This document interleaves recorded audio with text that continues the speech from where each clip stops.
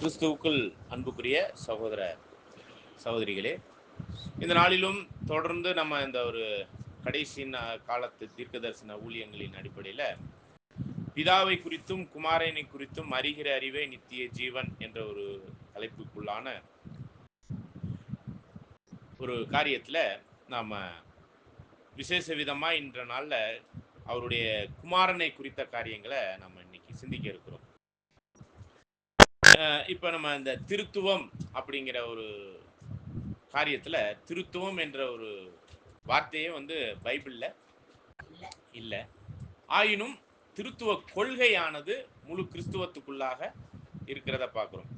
அந்த வகையில் தான் பிதா, குமாரன், பரிசுத்தாவி மூன்று அப்படிங்கிற தன்மைக்குரிய ஒரு காரியத்தை முழு கிறிஸ்தவமும் நம்பி இருக்கிற ஒரு விஷயத்தை நம்ம பார்க்கிறோம். ஆயினும் மூன்று நபர்களா அப்படிங்கிற ஒரு காரியத்துல தான் கடைசியாக நம்ம பார்த்த இரண்டு பாடங்களிலும் பிதாவின் இடத்திலிருந்து புறப்பட்டு வருகிற அவருடைய ஆவி கிறிஸ்துவின் இடத்தில் இருக்கக்கூடிய மகத்துவமான காரியங்கள் எல்லாம் எடுத்து நமக்கு கூறக்கூடிய ஒரு விஷயத்துல தேவனுடைய வல்லமையாகி அவருடைய ஆவி நமக்கு கொடுக்கப்பட்டிருக்கு. அவர் போய் அந்த தேற்றவாளனாகிய சத்தியத்தின் ஆவியை ஆண்டவர் முதலாம் வருகையில போய் அங்கிருந்து அனுப்புவதாக நம்ம பார்க்கிறோம்.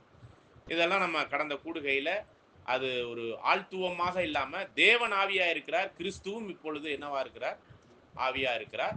அவருடைய ஆவிக்குரிய காரியங்கள்ல அவருடைய சர்வ வல்லமைக்குரிய காரியங்கள் வல்லமையாக அவருடைய ஆவியாக நம்மளுக்கு ஒளியப்பட்டிருக்கு, கொடுக்கப்பட்டிருக்கு.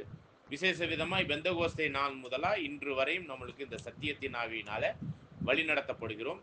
ஆண்டவர் கூட சொல்லும்போது நான் முடிவு காலம் வரும் உங்களோடு கூட இருக்கிறேன் அப்படிங்கும்போது அவர் பரலோகத்துல தான் இருக்கிறார். ஆனா அவருடைய ஆவி, தேவனுடைய ஆவி இரு காரியங்களிலும் ஒரே காரியமாக ஒரே ஆவியாக நம்மளுக்கு செயல்படக்கூடிய ஒரு காரியமாக தான் வழி நடத்தப்படுகிறோம் அப்படிங்கிற ஒரு காரியத்தில் நம்ம சிந்தித்தோம். ஓகே, இப்போ நம்ம என்ன ஒரு காரியம்னாக்க இப்போ பிதாவை குறித்தும் குமாரனை குறித்தும் அறிகிற அறிவு தான் என்னன்னு பார்க்குறோம், நித்திய ஜீவன். நித்திய ஜீவன் அப்படிங்கிற ஒரு விஷயத்தை பொறுத்த மட்டும் ஜீவன் இதெல்லாம் நம்ம ஏற்கனவே இந்த ரெண்டு பாடங்களுக்கு முன்பாகவே நம்ம பார்த்திருக்கிறோம்.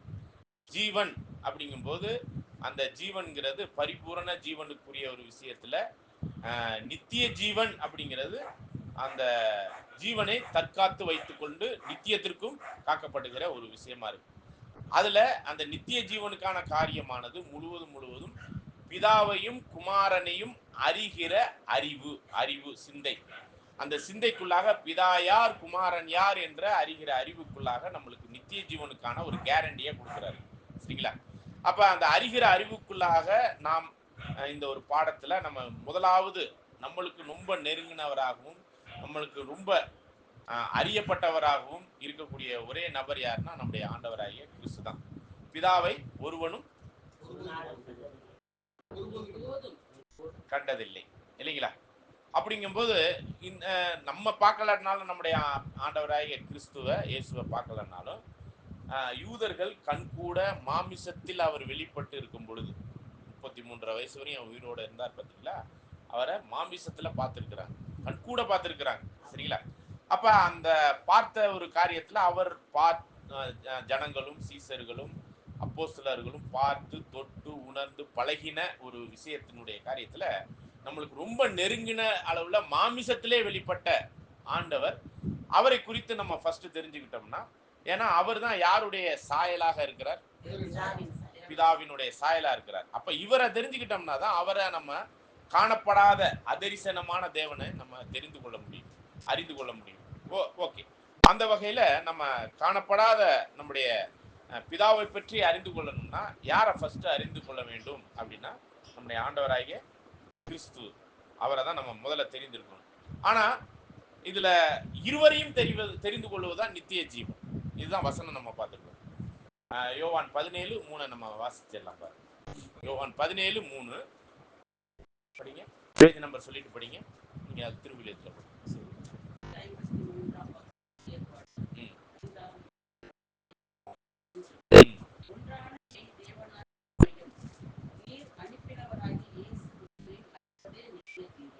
இதுல கூட நீங்க வாசிங்க பாரு, திருவிழியத்துல. உண்மையான ஒரே கடவுளாகிய உண்மையும் நீர் அனுப்பிய இயேசு கிறிஸ்துவையும் அறிவதே நிலை வாழ்வு. நிலை வாழ்வு, நித்திய வாழ்வு.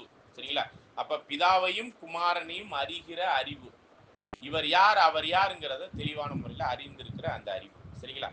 அப்ப அந்த அறிவுக்குள்ளாக நம்ம கடந்து செல்வதற்கு உரிய காரியத்துல பிதாவை பற்றிய ஒரு இன்ஃபார்மேஷனை பைபிள்ல ஒரு வசனத்தை படிச்சுட்டு நம்ம குமாரனை பற்றி நம்ம அறிஞ்சுக்கலாம். எபேசியர் 1:17 வசனத்தை வாசி.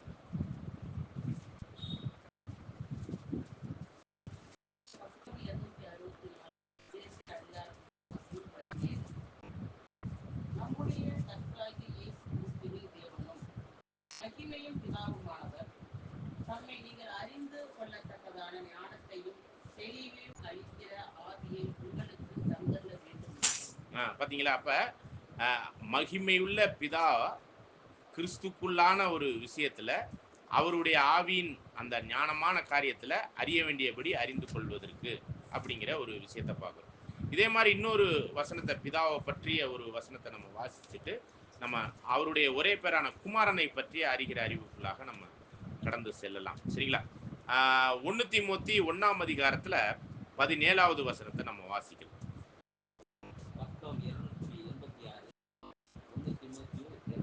1:17 வசனம்.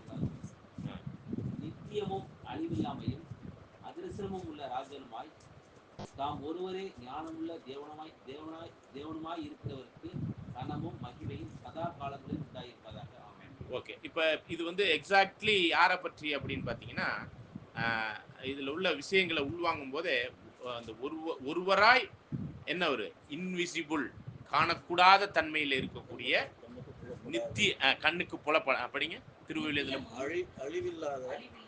திருவிழியத்தில் படிக்கல சிஸ்டர். அழிவில்லாத கண்ணுக்கு புலப்படாத எக்காலத்துக்கும் அரசராய் இருக்கின்ற, எக்காலத்துக்கும் நித்தியத்திற்கும், அதுக்கு ஆரம்பமும் இல்லை முடிவும் இல்லாத ராஜானாய், அதான் ஒரே கடவுளுக்கு என்றென்றும் மாண்பும் மாட்சியும் உண்டார். ஓகே, இப்ப இதெல்லாம் பிதாவை பற்றி சொல்லப்பட்டிருக்கிற ஒரு விஷயம். சரி, இப்ப குமாரனை குறித்த ஒரு சில விஷயங்களை நம்ம கேள்விக்குள்ளாக எழுப்பி அதுக்கப்புறம் நம்ம ஆன்சர். நித்திய ராஜன், என்றென்றும் ராஜன்னா நித்திய ராஜ்யன், எக்காலத்திற்கும். சரிங்களா? ராஜா, மகாராஜா, நித்திய ராஜா. சரிங்களா? இப்ப நம்முடைய ஆண்டவர் எப்ப ராஜாவானார் அப்படின்னு பாத்தீங்கன்னா, இதெல்லாம் நம்ம தேட வேண்டிய ஒரு வசனங்கள். சரிங்களா?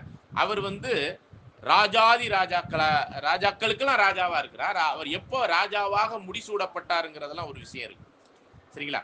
அப்ப அந்த அரியணையில ஏறும் பொழுதுதான் அந்த ராஜத்துவத்தை அவர் பிதாவாகிய தேவன் குமாரனுக்கு கொடுக்கிறார். ஆனா நித்தியத்துக்கும் ராஜத்துவத்துல யார் இருக்கிறார், மகாராஜாவா யார் இருக்கிறார் அப்படிங்கிற ஒரு கேள்விகளுக்கான பதில் எல்லாம் நம்ம தேட வேண்டியிருக்கு. சரிங்களா? இதெல்லாம் நம்ம ஆன்சருக்குள்ள போகும்போது ஒவ்வொன்றா பார்த்துட்டு போகலாம். சரிங்களா? ஓகே, இப்ப ஒரு சில கேள்விகள்.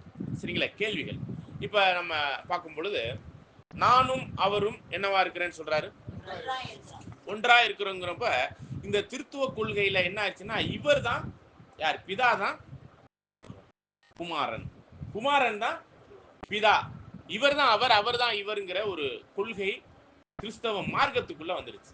சரிங்களா? ஒருவேளை அதுதான் அவர் தான் இவர், இவர் தான் அவருங்கிற ஒரு கொள்கை கரெக்டா இருக்குன்னா நம்ம அறிய வேண்டியபடி அறிஞ்சிருக்கிறோமா அப்படிங்கிற ஒரு கேள்வி வருது. ஏன்னா பிதாவையும் குமாரனையும் அறிகிற அறிவு தான் நித்திய ஜீவன். இப்ப இவர் தான் அவர், அவர் தான் இவருங்கிற வசனங்கள்லாம் இருக்குதா இல்லைங்களா? இருக்கா இல்லையா? என்னை கண்டவன் பிதாவை கண்டான். இயேசு கிறிஸ்துவ பத்தி இருக்கு, இவரே மெய்யான தேவன். 1 யோவான் 5 நம்ம வசனம் வாசிக்கிறோம். சரிங்களா? அப்ப இதெல்லாம் எப்படி, இவரும் தேவத்தன்மைக்கான காரியத்துல வசனம் மெய் தேவனும் அப்படிங்கிற வசனங்கள் இருக்கு. இப்ப நீங்க யோவான் 1 வசனத்தை எடுத்து படிங்க. திருவிழியத்துல படிக்க வேணாம், அதுல படிங்க. படிங்க. 1:1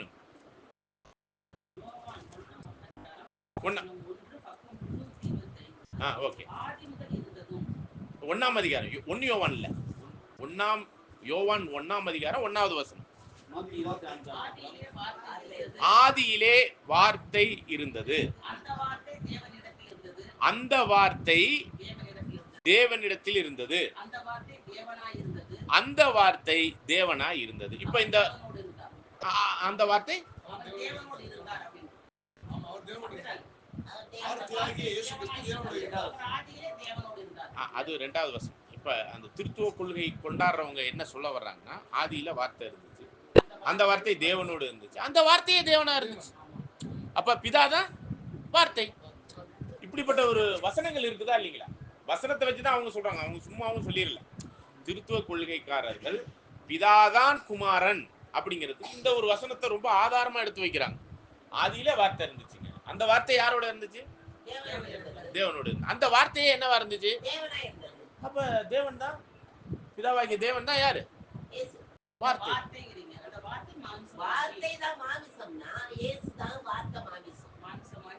புரியல புரியல புரியல. இது வரைக்கும் நான் படிச்சதெல்லாம் word of God, Jesus is the word of God, அவ்வளவுதான் தெரியும். ஏன்னா லார்ட் இஸ் வந்து என்ன சொல்றது, அவர் ஒன்லி என்ன சொல்றது, அலோன் காட். அலோன் காட், அவர் அறியாத தேவன், அது அது பிதாவாகிய தேவன், வார்த்தையாகிய தேவன், ஆவியாகிய தேவன். இவ்வளவு நான் இப்படிதான் படிச்சுக்கிறேன். இப்ப வார்த்தையாகிய தேவன் இயேசு கிறிஸ்து மட்டும் தான் word of God, Jesus is word of God. நீங்க ஒரு சில புரிந்து கொள்ளுதலுக்குள்ள வந்து நீங்க அது நடத்துறதே இப்ப நடத்தாங்க, இவ்வளவு காலம் நடத்துறாங்க. இல்ல அதான் இல்ல ஒரு சில விஷயத்துல கொஞ்சம் ஒரு காரியங்கள்ல தெளிவு இருக்குது. அந்த வார்த்தை மாம்சமாகி அப்படின்னு அந்த வார்த்தையாகிய தேவன் வந்து இயேசு கிறிஸ்து தான் குறிக்கிறது. அதுதான் இப்ப என்னன்னா, உங்களுக்கு ஒரு சில விஷயம் ஒரு ஒரு தெளிவுக்குள்ள இருக்கிறீங்க. ஆனா திருத்துவ கொள்கை என்ன, வார்த்தை, அந்த வார்த்தை தேவனாய் இருந்தது அப்படிங்கிற ஒரு விஷயத்துல பிதாதான் தேவன், அந்த பிதா தேவன் தான் வார்த்தை அப்படிங்கிற ஒரு புரிந்து கொள்ளுதல் அதுல வருதா இல்லைங்களா? நீங்க புரிஞ்சுக்காம ஒரு நிமிஷம் நான் சொல்றதை புரிஞ்சுக்கங்க. இந்த புரிந்து கொள்ளுதல் தான் திருத்துவ கொள்கை போதிக்கப்படுகிறது. புது டாபிக்கா இருக்கலாம், இதுதாங்க உண்மையிலே ஆர்சியினுடைய போதனை, சரிங்களா? திருத்துவ கொள்கையினுடைய மிக முக்கியமான போதனையே ஆர்சியிலேருந்து தான் வருது, சரிங்களா? இதெல்லாம் எப்படி வந்துச்சு என்ன வந்துச்சுங்கிற பின்னாடி பார்க்கலாம். ஆனா அந்த திருத்துவ கொள்கையிலே பிதாதான் குமாரன், அந்த வார்த்தையே யார் தான்? பிதாதான் அப்படிங்கிற ஒரு ஒரு ஒரு விஷயம் வந்து போதிக்கப்பட்டிருச்சு. அதனாலதான் பிதாதான் குமாரன் அப்படிங்கிற ஒரு போதனையும் வந்து விட்டது. இப்ப உங்களுக்கு போதிக்கப்பட்டிருக்கிற ஒரு விஷயம் கொஞ்சம் ஒரு அப்கிரேடான ஒரு விஷயமா இருக்கு, ஒரு லெவல் மேல வந்துட்டீங்க. ஆனா இதுதான் அடிப்படையில ஒன்லி ஜீசஸ் அப்படிங்கிற கொள்கையெல்லாம் இருக்கா இல்லைங்களா? Only Jesus, பிதாதான். சகரியா 14:9 இருக்கு. அன்னாலே ஒரே தேவன் இருப்பார், ஒரே ராஜா இருப்பார், நாமும் ஒன்றா இருக்கும். ஒரே தேவன். அப்பனாக்க அந்த நாளில் ஒண்ணுங்கிறப்ப அந்த ஒன்றாயத்தான் இருக்கும். இல்ல அப்படினாக்க குமாரன் வந்து பிதாக்கிற அந்த தன்மைக்கு போய் அந்த தன்மையை சொல்லி அன்னாலே ஒரே தேவன். இல்ல அதுதான் ஒரே நாமம் இருக்குங்கிறது ஜகரியாவில் நீங்க சொல்ற வசனம். அப்படின்னா குமாரன் தான் பிதாவாயிருவார் அப்பனா அப்படிங்கிற பாருங்க. நீங்களும் அதே திருத்துவ கொள்கையில தான் திரும்ப வந்துடுறீங்க, புரியுதுங்களா? அப்ப அல்டிமேட்லி குமாரன் தான் பிதாங்கிற கான்செப்ட்ல தான் நீங்க இருக்கிற மாதிரி எனக்கு கடைசியா கன்க்ளூஷன் கொடுக்கும் பொழுது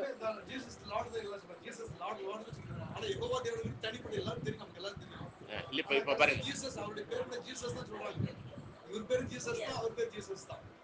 அதான் கேக்குறேன். இப்ப நீங்க ஒரு லெவலுக்கு அறிய வேண்டியபடி அறிந்திருந்தாலும் ஒரு சில வசனங்களுக்குள்ளாக நீங்க தேடும் பொழுது, ஆராய்ச்சி பண்ணும்போது, நீங்க ஜகரியால சொல்லப்பட்ட அந்த வசனமும் 1 யோவான் 5ஆம் அதிகாரத்துல சொல்லப்பட்ட இவரே மெய்யான தேவன் சொல்லி அந்த ஒரு வசனமும், இது மாதிரி இந்த 1 யோவான் யோவான் 1ஆம் அதிகாரம் 1வது வசனம் சொல்லப்படுற வசனமும், இதெல்லாம் பிதாவை குறிக்கிற மாதிரியே கொண்டாந்துடுற மாதிரி இருக்கா இல்லையா? இப்ப நீங்க சொன்ன இல்ல ஒரு நிமிஷமா கொஞ்சம் அவசரப்படக்கூடாது. எல்லாத்தையும் நம்ம கலந்தாய்வு பண்ணி ஆராய்ச்சி பண்ணதான் வந்திருக்கிறோம்.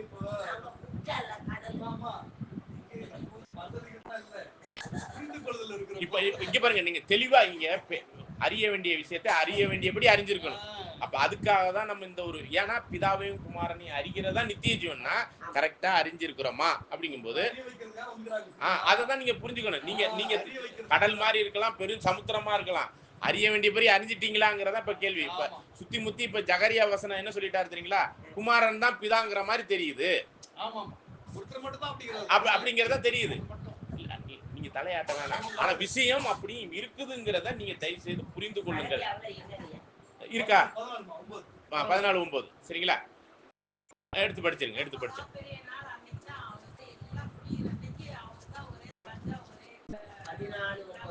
படிங்க. அப்பனா இப்ப குமாரனா இருக்கிறவர் பிதாவா மாறிடுவார் அப்படிங்கிற மாதிரி ஒரு எண்ணம் வருதா இல்லைங்களா? ஆமா எல்லாம் ஒண்ணுதான் அப்படிங்கிற மாதிரி வந்து ஏன்னா இங்க ராஜர் சொல்லிட்டார் இல்லையா இல்லையா நித்திய ராஜர் படிங்கம்மா படிங்க என்னம்மா? அப்பொழுது கர்த்தர் பூமியில் எங்கும் ராஜாவாய் இருப்பார்.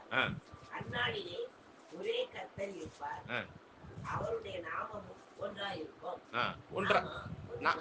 ஒரு நாமமா இருக்கும். சரிங்களா?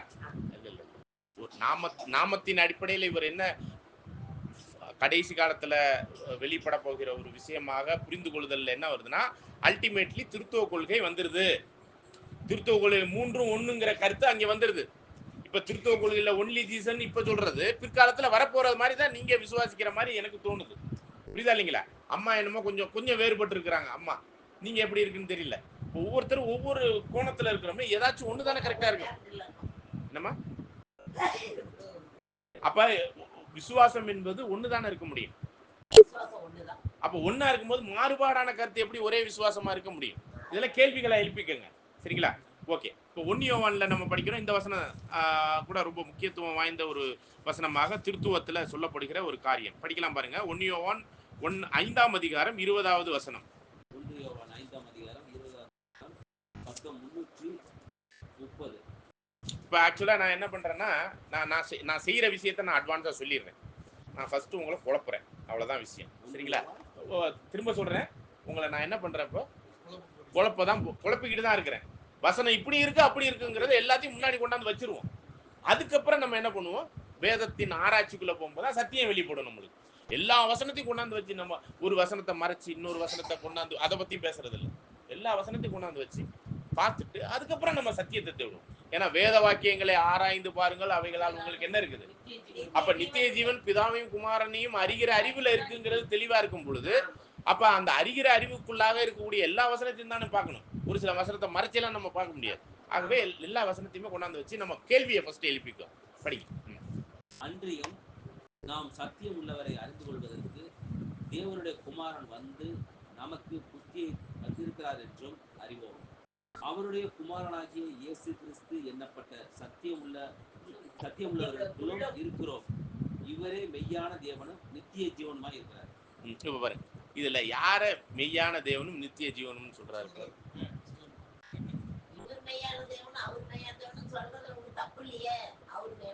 இப்ப பாருங்க, ஒரு கருத்து, சூப்பர் கருத்து, ஒரு கருத்து வருது. இவரும் மெய்யான தேவன், அவரும் மெய்யான தேவன் சொல்றதுல என்ன தப்பு இருக்கு பாருங்க. இப்ப நம்ம இதுவரையும் நம்ம எப்படி ஒரு கோணத்துல இருந்திருக்கலாம், யாரோ ஒருத்தரை தான் சொல்ற மாதிரி நினைச்சுக்கிட்டு இருந்திருக்கலாம். இப்ப அம்மா ஒரு புது கருத்து சொல்றாங்க பாருங்க. பாருங்க, இவரேங்கிறப்ப ஆங்கிலத்துல சொல்லும்போது திஸ் இஸ் த, இவரேன்னு சொல்லல, இதுவே.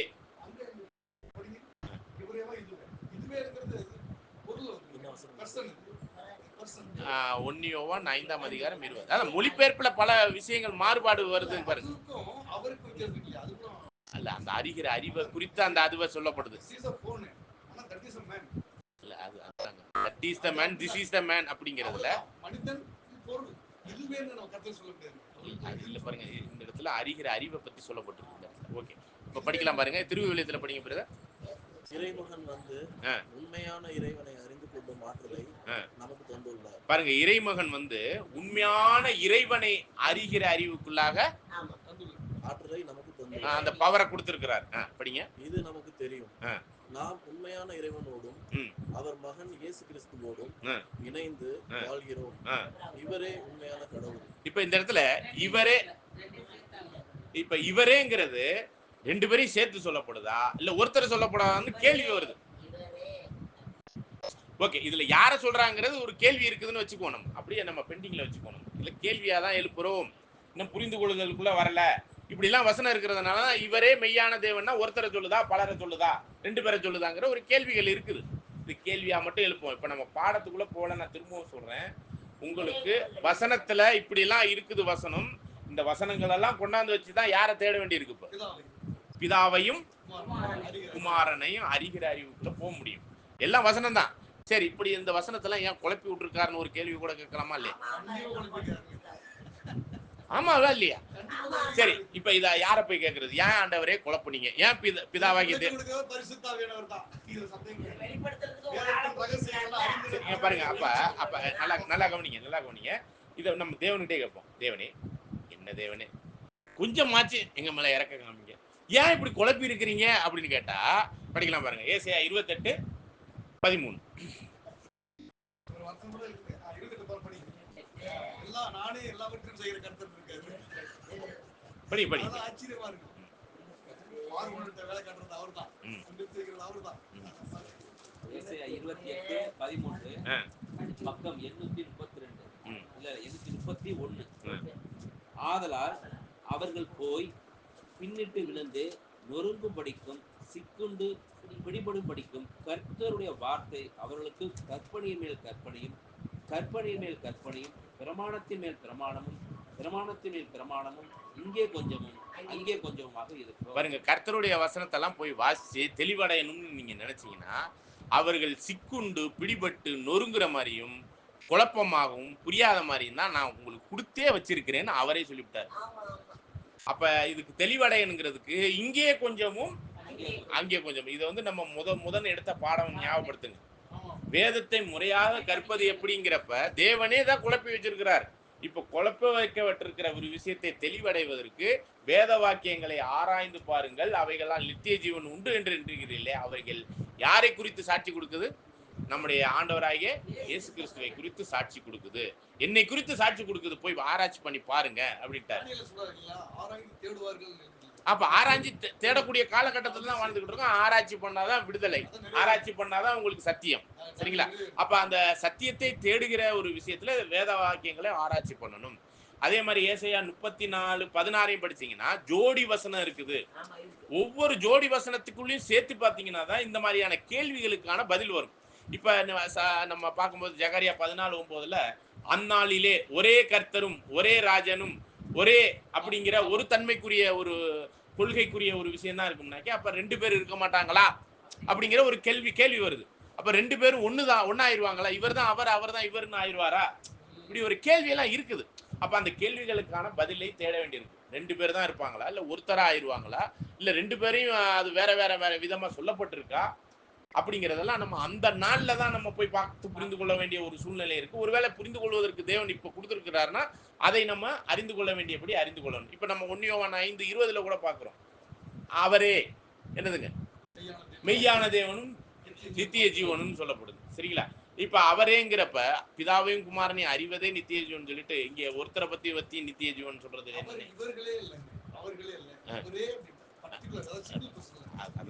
அதெல்லாம் மூல மொழியில போய் நம்ம பார்க்கணும். பாருங்க அதுதான். இப்ப மொழிபெயர்ப்புல பல புரிந்து கொள்ளுதல்ல தவறுகள் இருக்குது. இது நம்மளுக்கு ஒரிஜினலா மொழிபெயர்த்து கொடுத்துட்டாங்களாங்கிறதுல அநேக தவறுகள் இருக்குதுங்கிறது உண்மை. அதையும் நம்ம போய் பார்க்க வேண்டியிருக்கு. இப்ப பாருங்க இன்னொரு வசனம் 1 தீமோத்தேயு 2ஆம் அதிகாரத்துல 15 வாசி.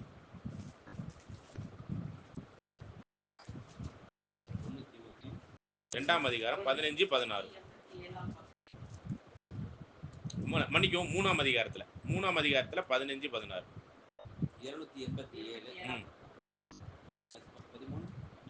அதாவது 3ஆம் அதிகாரத்துல 15-16. தாமதிப்பேனாகில் தேவனுடைய வீட்டிலே நடக்க வேண்டிய வகையை நீ அறியும்படி இவைகளை உனக்கு எழுதுகிறேன். அந்த வீடு ஜீவனுள்ள தேவனுடைய சபையாய் சத்தியத்துக்கு தூணும் ஆதாரமுமாய் இருக்கிறது.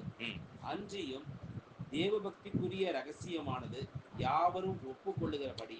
தேவ பக்திக்குள்ள ரகசியம் யாவரும் ஒப்புக்கொள்ளுகிறபடி படிங்க. மகா மேன்மையுள்ளது. தேவன் மாமிசத்திலே வெளிப்பட்டார். பாருங்க, தேவன் இப்ப இதுல இந்த தேவன் சொல்லப்படுறது யாரை குறிக்குது? அப்ப மாமிசத்துல வெளிப்பட்டார்னா பிதா தான் மாமிசத்துல வந்தாரா? அப்ப பிதாவா இருந்த தேவன்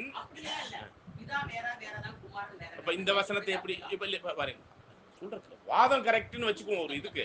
ஆனா இந்த வசனம் அப்படி உங்களுக்கு சப்போர்ட் பண்ண மாட்டேங்குது. புரியுதுங்களா? படிக்கும்போது தேவன் மாம்சத்தில் இயேசு கிறிஸ்துவே தேவன் சொல்லப்படுது. ஒவ்வொருத்தரா இயேசு சொல்லுவோம், கிறிஸ்து தேவன் சொல்றாரு. ஒவ்வொருத்தரா பேசுவோம். அம்மா ஒவ்வொருத்தரா பேசுவோம், அவசரப்படாதீங்க. இங்க பாருங்க, பொதுவா கேக்குறேன். நம்ம வந்து அவசரப்பட வேணாம். நம்ம கொடுக்கப்பட்ட விஷயத்தை ஒத்தி உள்வாங்கிட்டு நீங்க பேசுங்க. இந்த இடத்துல தேவன் சொல்லப்படுறது பிதாவை குறிக்குமா குமாரனை குறிக்குமா? தேவன்னாலே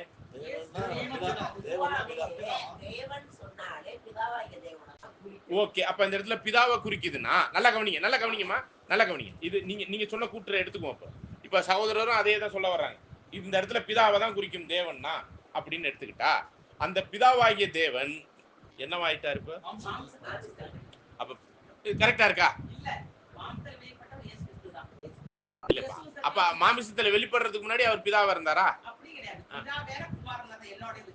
ஓகே. இல்ல பொறுங்க, அவசரப்பட வேணாம், அவசரப்பட வேணாம். இப்ப இவங்க சொன்ன அந்த இவங்க பாயிண்டையும் நம்ம விட முடியாது, புரியுதுங்களா? ஆனா இந்த வசனம் இப்படி சொல்ற மாதிரி தெரியலங்கிறது வேணா உங்க பாயிண்ட நீங்க கொண்டாந்து வைங்க. ஏன்னா ரெண்டு பேர் கருத்தையும் நம்ம தப்புன்னு சொல்ல முடியாத அளவுக்கு தான் இந்த வசனம் இருக்கு, சரிங்களா? ஓகே, இந்த பாயிண்ட் அப்படியே பெண்டிங்ல வைங்க, கேள்வியை போட்டுக்குங்க.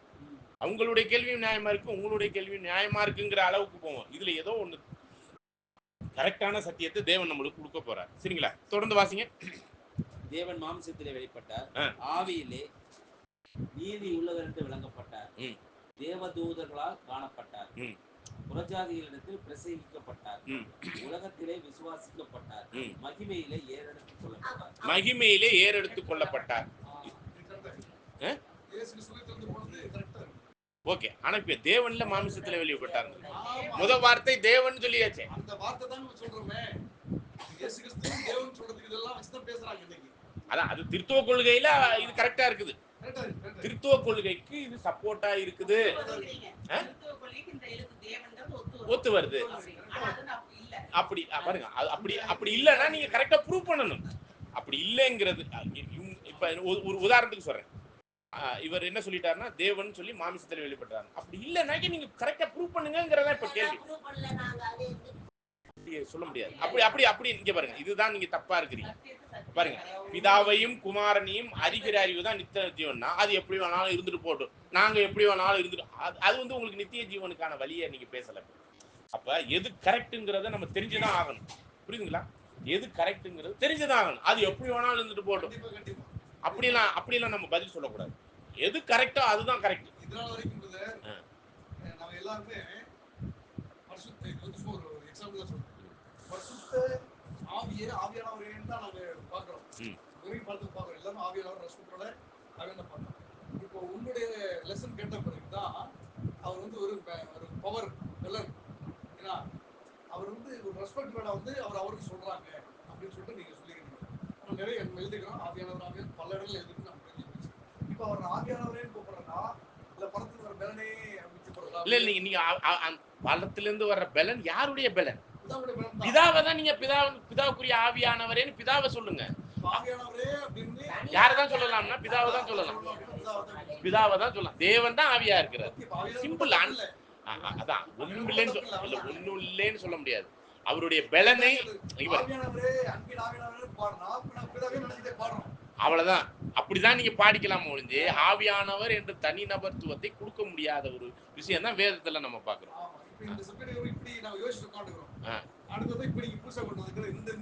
ஆமா, ஏன்னா இதெல்லாம் தெரிஞ்சு கொள்ள வேண்டி இருக்குது, தெரிஞ்சுதான் ஆகணும். அப்பதான் இப்ப நம்ம ஓடுற ஓட்டம் வந்து உலக கிறிஸ்தவத்துக்கான ஓட்டம் இல்ல, பிதாவையும் குமாரனையும் அறிந்து நம்ம எங்க கனமகிமை சாகாமைக்குரிய திவ்யத்தன்மை அவர் இருக்கிற தன்மைக்குள்ள போறோம். நம்ம இப்ப அவர் இருக்கிற தன்மை என்னன்னே தெரியாம நம்ம எப்படி போக முடியும்? முதல்ல ஃபர்ஸ்ட் நம்ம அறிய வேண்டியபடி என்ன விஷயங்கிறத அறிஞ்சுக்கணும். இப்ப ஒன்றான மெய்தேவனாகிய பிதாவையும் அவர் அனுப்பினவராய் கிறிஸ்துவையும் அறிகிற அறிவுங்கிற இரட்டை காரியத்திற்குரிய விஷயத்தை தான் அறிய வேண்டியங்கிறது தெளிவான வசனம் இருக்கும் பொழுது, இது முடிவுல போய் ஒற்றை காரியம்னு எப்படி முடியுங்கிறதே கேள்வியா வேற இருக்குது. அப்ப இது வந்து குழப்பத்துக்குரிய ஒரு திருத்துவ கொள்கையை தான் நம்ம திரும்ப திரும்ப கொண்டாந்து முடிவுரையில விளக்குற மாதிரி இருக்கு. அப்ப இதுக்கெல்லாம் நம்ம வசனத்துக்கான தெளிவுகளை அறிந்துதான் ஆகணும். எனக்கு ஒரே ஒரு யோசனைங்க, மாம்சமான யாவர்களின் ஆவி ஊற்றுவேன்னு சொன்னீங்க இல்லையா? இயேசு கிறிஸ்து வெளியே ஊத்துனாரு, ஊத்துனாரு. அதே போல இயேசு கிறிஸ்து வந்து அவர் உருவாக்கி இருக்கிறார். எப்படி பரிசுத்த ஊத்துறாரு, அதே போல நியமிக்கப்பட்ட ஒரு நபர் தான் யாரு? இயேசு கிறிஸ்து. ஏன்னா நம்ம இதுல பாக்குறோம் இல்லைங்களா, யோபுல எசேக்கியாவுல இதெல்லாம் ஏசாயால நம்ம பார்க்கிறோம். இயேசு கிறிஸ்து பத்தி நீதிமொழியில எழுதிருக்குங்க. ஆதியிலே வந்து வந்து அந்த யுத்தம் நடந்ததெல்லாம் இருக்குங்க. யுத்தம் நடந்துச்சு இல்லைங்களா, ஏன் தள்ளப்பட்டார் தூதல், ஏன் தள்ளப்பட்டார் சப்ஜெக்ட்ல தூதல் தள்ளப்படுறதுக்கு முன்னாடி யாரும் உலகம் திறந்தா? ஃபர்ஸ்ட் பிதாவும் குமாரன் தான் வளம் திறந்தாங்க. பிதாவை ஆராதிப்பதற்காக தான் அந்த ஏஞ்சல் கூட்டம், தூதல் கூட்டம், லூசிபர் இல்லைங்களா. அப்போ இவங்க பின்னவா படைக்கப்பட்டாங்க தூதர்கள்லாம். அதுக்கு முதல் இந்த உருவாக்கப்பட்டது இயேசு கிறிஸ்து தான் எழுதிருக்கு. இயேசு கிறிஸ்து தான் முதல்ல படைப்பு. இயேசு கிறிஸ்து அப்ப அவர் ஒரு படைப்பு தான். படைப்பு. அப்ப படைப்புங்கிற ஒரு தன்மை உள்ளவர் வந்து பிதாவாக எப்படி ஆகும்? பரிசுத்த ஊற்ற கூட்டுறது போல அவரும் வந்து அவருக்காக ஒரு பரிசுத்தரை போல ஒரு நியமனம் பண்ண ஒரு நபர் தான். கிறிஸ்துவனுக்கு வேணும், வேலைக்காக வேணும் அப்படிங்கிற மாதிரி. தனித்துவம் உள்ள ஒரு நபராக, தனித்துவம் உள்ள ஜீவியாக கிறிஸ்துவ படைத்து விட்டார். ஆனா பரிசுத்த ஆவியே அப்படிப்பட்ட ஒரு படைப்பாகவோ அப்படிப்பட்ட ஒரு விஷயமாகவோ எங்கேயும் வசனம் இல்லை. அவருடைய ஆவியாக தான் பிரதிபலிச்சிருக்கிறார், தன்னுடைய ஆவியாக தான் பிரதிபலிச்சிருக்கிறார். அது தனிநபர்த்துவத்திலே யாருடைய நிச்சயமா அதெல்லாம் நம்ம பாடத்துல பார்க்க போறோம். அந்த பாடத்தெல்லாம் நம்ம பார்க்க போறோம். ஓகே ஓகே ஓகே, அதெல்லாம் நம்ம தெளிவா பார்ப்போம். நம்ம அதெல்லாம் பார்க்க போறோம். இப்ப பிதா இதுல மெயினா நம்ம கிறிஸ்துவ பத்திய ஒரு இன்ட்ரோக்குள்ளதான் இப்ப போறோம். பிதாவை வந்து பின்னாடி பார்த்துப்போம், அடுத்த கூடுகையில பார்த்துப்போம். இதுல வந்து நான் இப்ப இதுவரையும் நான் கேள்விகளை தான் எழுப்பிக்கிட்டு வரேன். நல்லா புரிஞ்சுங்க. திருவிவிலியத்துல அந்த வசனத்தை வாசிக்கிட்டு 16வது வசனம். 1 தீமோத்தேயு 16. 1 தீமோத்தேயு 5:16. 3:16. நமது சமயத்தின் மறை உண்மை உயர்வானது என்பதில் ஐயமே இல்லை. அது பின்வருமாறு: மானிடராய் அவர் வெளிப்படுத்தப்பட்டார். எவர்? எவர்? இந்த இடத்துல அவர்னு போட்டிருக்கு. அந்த மொழிபெயர்ப்புல என்னன்னு போட்டிருக்கு? இப்ப எது ஒரிஜினல் மொழிபெயர்ப்பு? கேள்வி வந்துருச்சா? இதுல இருக்கு அவர். இப்ப அவருக்கும் தேவனுக்கும் வித்தியாசம் எவ்வளவு இருக்கு? நல்ல கவனிங்க, நல்ல கவனிங்க. இங்க அவர்னு போட்டிருக்கு, அங்கே இப்ப எது ஒரிஜினல்? கரெக்டா ஆதி சபையில எழுதப்பட்ட வார்த்தை அவரா தேவனா? கேள்வி வந்துருச்சா? கேள்வி வந்துருச்சா? வரலைங்க. இப்ப தேவன் மாமிசத்துல வெளிப்பட்டாரா அவர் மாமிசத்துல வெளிப்பட்டார்னு ஒரு கேள்வி. நீங்க வச்சிருக்கிற பைபிள் அப்படி சொல்லலையே. இது திருவிவிலியம் ஆர்சிக்கும் புரொட்டஸ்டாண்டுக்கும் சேர்த்து போட்டதெல்லாம் இப்படி எழுதியிருக்கு. இப்ப நீங்க எது கரெக்ட்னு உறுதிப்படுத்த வேண்டியிருக்குல்ல. இதனாலதான் நம்ம என்ன சொல்றோம்னா, ஒரு மொழிபெயர்ப்புல உள்ள அவர்கள், அவரு, அது, அவர், இதெல்லாம் நம்ம உறுதியான ஒரு விஷயமா தமிழ்ல மொழிபெயர்க்கப்பட்டதோ ஆங்கிலத்துல மொழிபெயர்க்கப்பட்டதோ நம்ம உறுதியான ஸ்டாண்ட் எடுக்க முடியாது. எந்த மொழியில மொழிபெயர்க்கப்பட்டதோ அந்த மொழியில உள்ள வார்த்தைகளை கொண்டு போய் வச்சுதான் நம்ம என்ன பண்ண வேண்டியது, தெளிவுக்குள்ள வர வேண்டி இருக்கு. இதை நீங்க ஃபர்ஸ்ட் அண்டர்ஸ்டாண்ட் பண்ணுங்க. மொழிபெயர்ப்புல பல தவறுகள் இருக்குதுன்னு நான் சொல்ல வரேன். இதை நீங்க புரிஞ்சுக்கோங்க. ஒண்ணு இல்ல, 66 புத்தகம் இருக்குது பொது மொழிபெயர்ப்புல, ஆர்சிலையும் பொது மொழிபெயர்ப்புலையும். சரி, புரொட்டஸ்டாண்ட்ல 66 புத்தகம் இருக்கு, இதுல 72 புத்தகம் இருக்கு. இப்ப நம்ம 66 கரெக்டா 72 கரெக்டான்னு நம்ம எப்படி உறுதிப்படுத்தணும்? அப்ப இந்த ரகசியம் எல்லாருக்கும் தெரியுமா? அப்ப ரகசியம் சரி, இது 66 புத்தகம் வச்சிருக்கிற புரொட்டஸ்டன்ட் நமக்கு தெரியுமா 66 தான் அவங்க ப்ரூவ் பண்ண முடியுமா? நம்ம ப்ரூவ் பண்றோம். சொல்லுங்க. 66 வச்சிருக்கிறாங்க. நான் என்ன கேக்குறேன்னு புரிஞ்சுங்க. நீங்க வச்சிருக்கிற 66ங்கிற இல்ல, நான் சொல்ற கேள்வி ஃபர்ஸ்ட் புரிஞ்சுங்க. நீங்க வச்சிருக்கிற 66 புத்தகம் தான் உண்மையான 66 அப்படிங்கறத இந்த புரொட்டஸ்டன்ட் அமைப்புகள் ப்ரூவ் பண்ண முடியுமா? இந்த சத்தியத்தை கேட்கறதுக்கு முன்னாடி ப்ரூவ் பண்ண முடியுமா?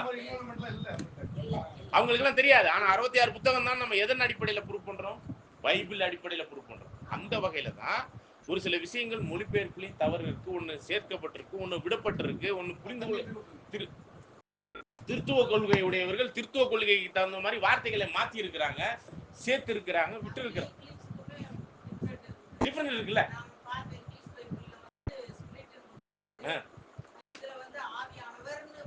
அப்ப எது கரெக்ட்?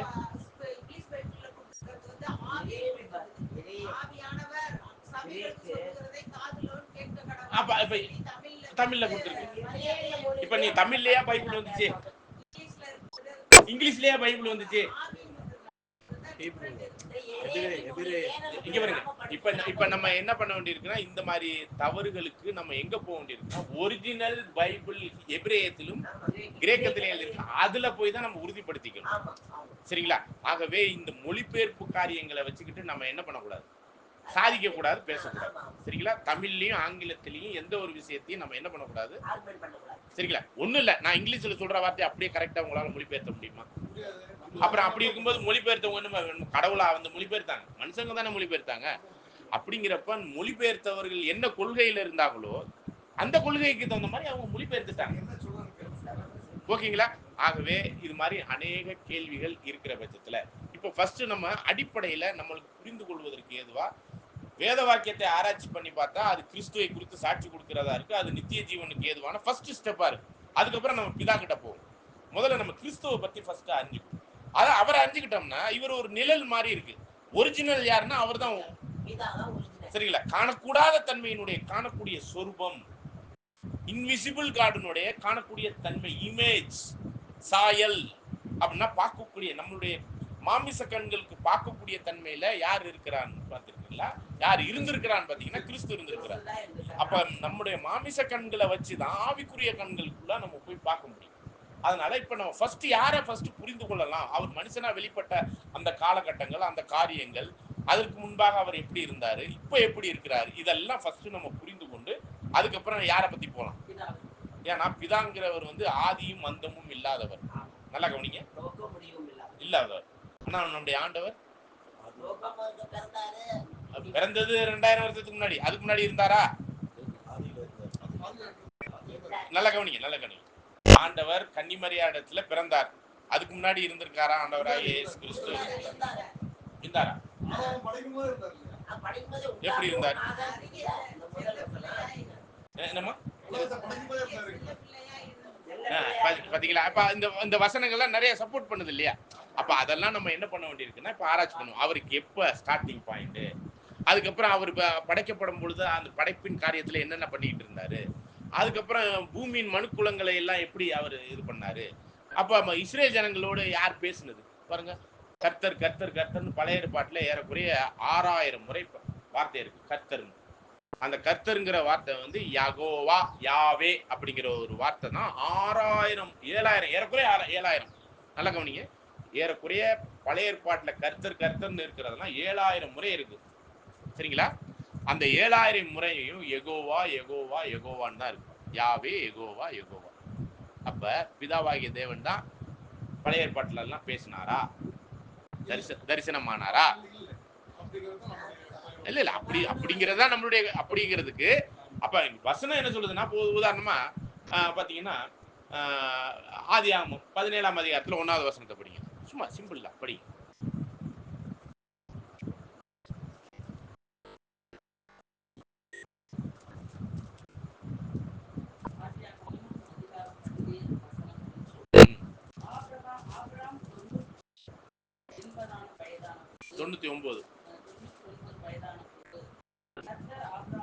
கர்த்தர் இந்த இடத்துல போட்டிருக்கு இல்லையா? ஒரிஜினல் டெக்ஸ்ட்ல கர்த்தர்னா இந்த இடத்துல என்னன்னா யெகோவா. யாருக்கு தரிசனமாகி? ஆபிரகாமுக்கு தரிசனமாகி. படி. நான் சர்வ வல்லமை உள்ள தேவன். சர்வ வல்லமை உள்ள தேவன் யாரு? யெகோவா தேவன் தானே. அதுல எது சந்தேகம் இருக்கா? அதுக்கும் வருவோம், அதுக்கும் வருவோம். அதான் அதுதான் அதுதான் பாருங்க பாருங்க. எப்படிங்க எப்படிங்க?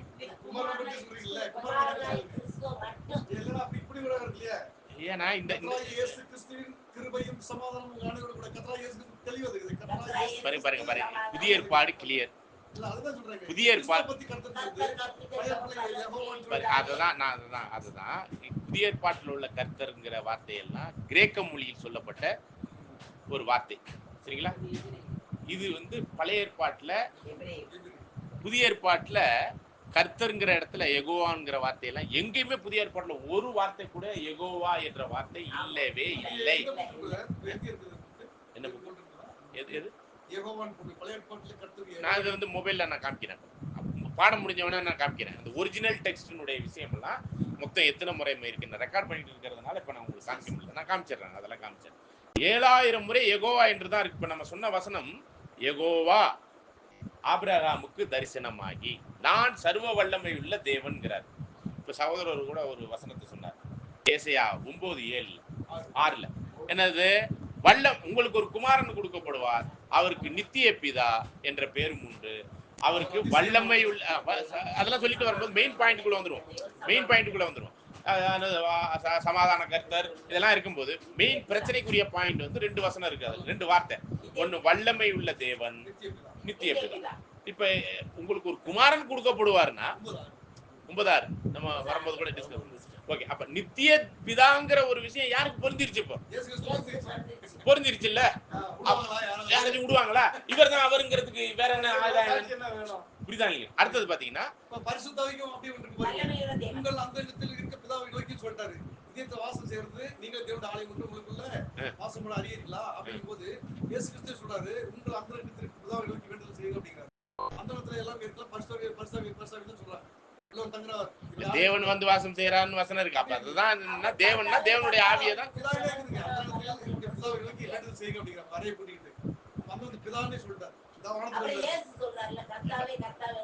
அந்தரங்கத்துலன்னா உங்க கதவை அடைத்து கொண்டு அதெல்லாம் நம்ம அப்புறம் வருவோம்.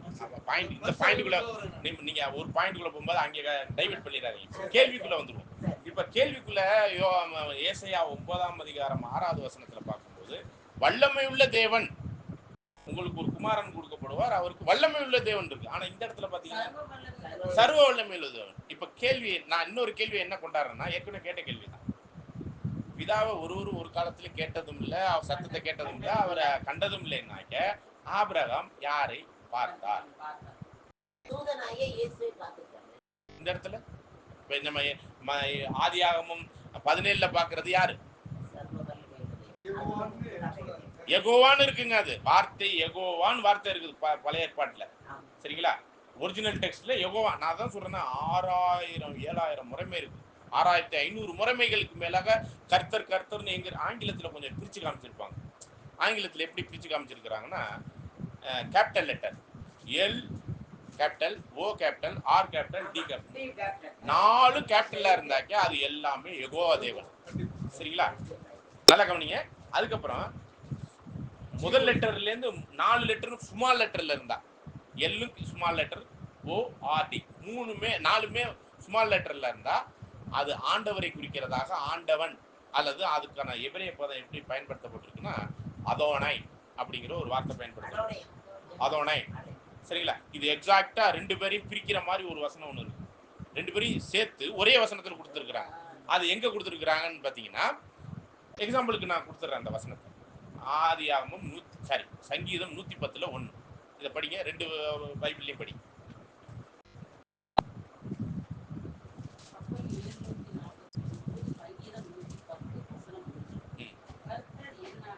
பாருங்க, இந்த இடத்துல கர்த்தர்னா நீங்க வேணா எப்படி படிச்சுக்கிறீங்கன்னா புரிந்து கொள்ளுதலுக்காக, யெகோவா என் ஆண்டவர்னா நம்முடைய ஆண்டவராய் இயேசு கிறிஸ்துவை நோக்கி, அதான் அர்த்தம். சரிங்களா?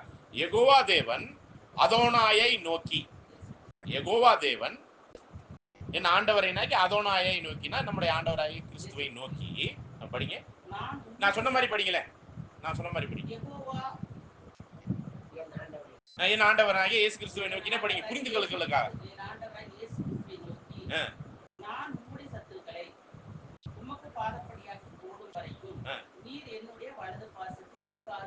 அப்ப பாருங்க, பிதாவாகிய யெகோவா தேவன் அதோனாய் என்ற ஒரு எபிரேய பதத்துல யாரை அடையாளப்படுத்துதுன்னா நம்முடைய ஆண்டவராகிய இயேசு கிறிஸ்துவை நோக்கி, நீ என்னுடைய வலது பார்சத்துல உட்காருப்பா. எதுவரையும் உட்காரணும்னா உன்னுடைய சத்துருக்களை, யாருடைய சத்துருக்களை? நல்லா படிங்க, நல்லா படிங்க. உன்னுடைய சத்துருக்களை, அதாவது ஆண்டவராகிய கிறிஸ்துவினுடைய சத்துருக்களை எல்லாம் அவருடைய கிறிஸ்துவனுடைய பாதப்படி ஆக்கி போடுறவரே நீ என்னுடைய ரைட் சைட்ல உட்காருப்பா அப்படிங்கிற ஒரு அதிகாரத்தை கொடுக்குறாரு. புரியுதுங்களா? அப்ப இந்த வசனம் வந்து 2 பேரையும் தனித்தனியா பிரிச்சு இவர் இருக்கிறார், இவருடைய வலது பக்கத்துல அமர்வதற்கான அதிகாரம் கொடுக்கக்கூடிய ஒரு விஷயத்தை அங்கே தீர்க்க தரிசனமா சொல்லப்படுது. சங்கீதக்காரர் தாவீது சொல்றார். இதே வார்த்தையை தான் ஆண்டவர் மத்தேயுல எடுத்து பேசுவார். நீங்க மனுஷகுமாரன் யாருன்னு சொல்லிக்கிட்டு இருக்கிறீங்க, தாவீதே அவரை பார்த்த ஆண்டவர் சொல்லியிருக்கிறாரே, அவர் எப்படி தாவீதுக்கு குமாரனா இருக்க முடியும்? அந்த கேள்வி கேட்டிருக்காரு பாத்தீங்களா? இந்த வசனத்தை சொல்லிதான் கேட்பாரு. கர்த்தர் என் ஆண்டவரை நோக்கின்னு சொல்லும் பொழுது ஆண்டவனா இருக்கிறது தாவீதுக்கு ஆண்டவனா இருக்கிறார் நம்முடைய ஆண்டவராய் இயேசு கிறிஸ்து. அவர் எப்படிங்க இவருக்கு தாவீதுக்கு குமாரனா இருக்க முடியும் அப்படின்னு ஒரு கேள்வி எழுப்புறார். இந்த கேள்வி எல்லாம் நம்ம கொண்டாந்து வச்சு பார்க்கணுங்க. இப்ப இந்த 110ஆம் சங்கீதத்தை கொண்டாந்து வச்சீங்கன்னா நிறைய விஷயம் புரிஞ்சிடும். அப்படின்னா பழைய ஏற்பாட்டுல யெகோவாங்கிற ஒரு வார்த்தை இருக்குது, இல்லைன்னா நம்ம சொல்ல முடியாது. அது இப்ப இந்த நம்ம ஆதியாகமம் எங்க படிச்சோம்? 17ல படிச்சோம் இல்லையா? இப்ப சர்வ உள்ள தேவன்கிறப்ப அங்கே யெகோவாங்கிற ஒரு வார்த்தை தான் பயன்படுத்தப்பட்டிருக்குங்க. நான் வேணா அதை காமிக்கிறேன்னு சொல்லிட்டேன், ஒரிஜினல் டெக்ஸ்ட்ல காமிக்கிறேன். அது நிறைய இடத்துல இருக்கு பாருங்க. அது மொழிபெயர்ப்புக்காரர்கள்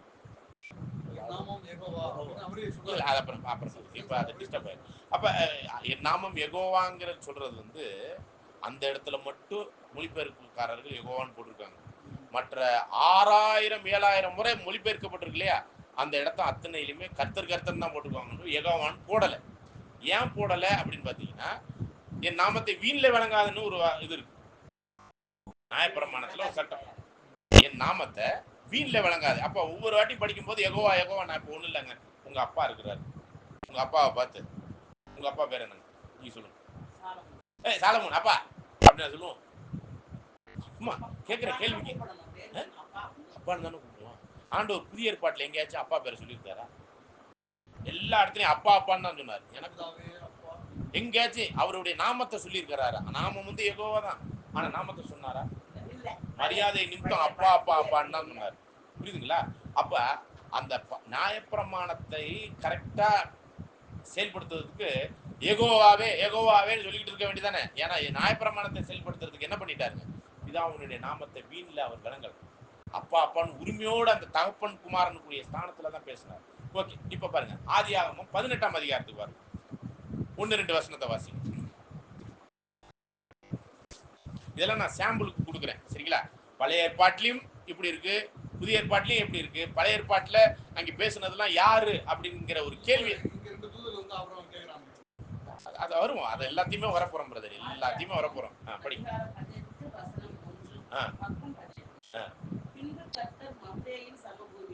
இந்த இடத்துல கர்த்தர்ங்கிறது யெகோவா தேவன். நல்லா கவனிங்க, ஒரிஜினல் மொழிபெயர்ப்புல யெகோவான்னு தான் போட்டிருக்கு. இதெல்லாம் நான் காமிக்கிறேன்னு சொல்லிட்டேன். ஓகே, நீங்க முடிஞ்சா அதுல எடுத்து காமிங்க, சரிங்களா? ஓகே, படிங்க. யெகோவா தேவன் மம்ரேயின் சமபூமியிலே தரிசனமாகி, இதுதான் வசனம், சரிங்களா? ஓகே, படிங்க.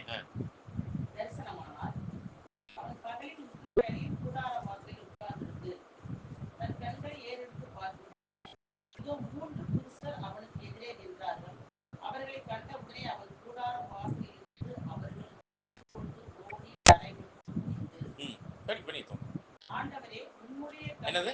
ஆண்டவரேவா ஆண்டவர்களேவா? பாருங்க,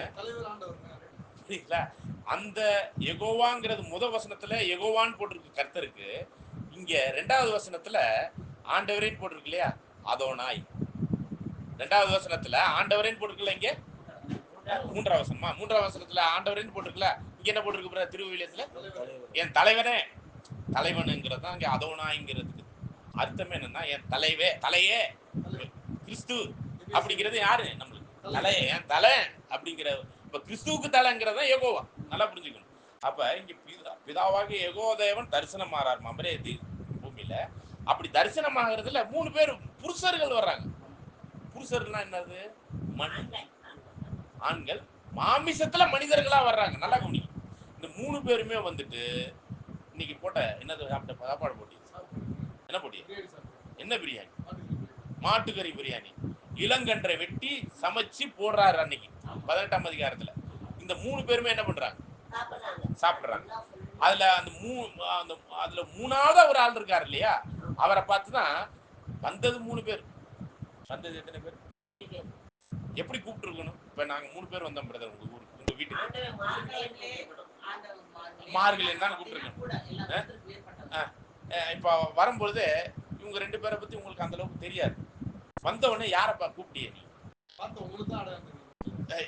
எப்படி கூப்பிட்டீங்கன்னு கேக்குறேன். வாங்கன்னு தான் கூப்பிடுவோம். இல்ல இல்லையே. வாங்க பிரதர். பிரதர் வந்தது 3 பேர் எப்படி பிரதர் பிரதர்ஸ் இல்ல. அப்படிலாம் கூப்பிட்டுருக்கானு அவனா சேர்ந்து வரலையே, நீ இப்படி வரலையே.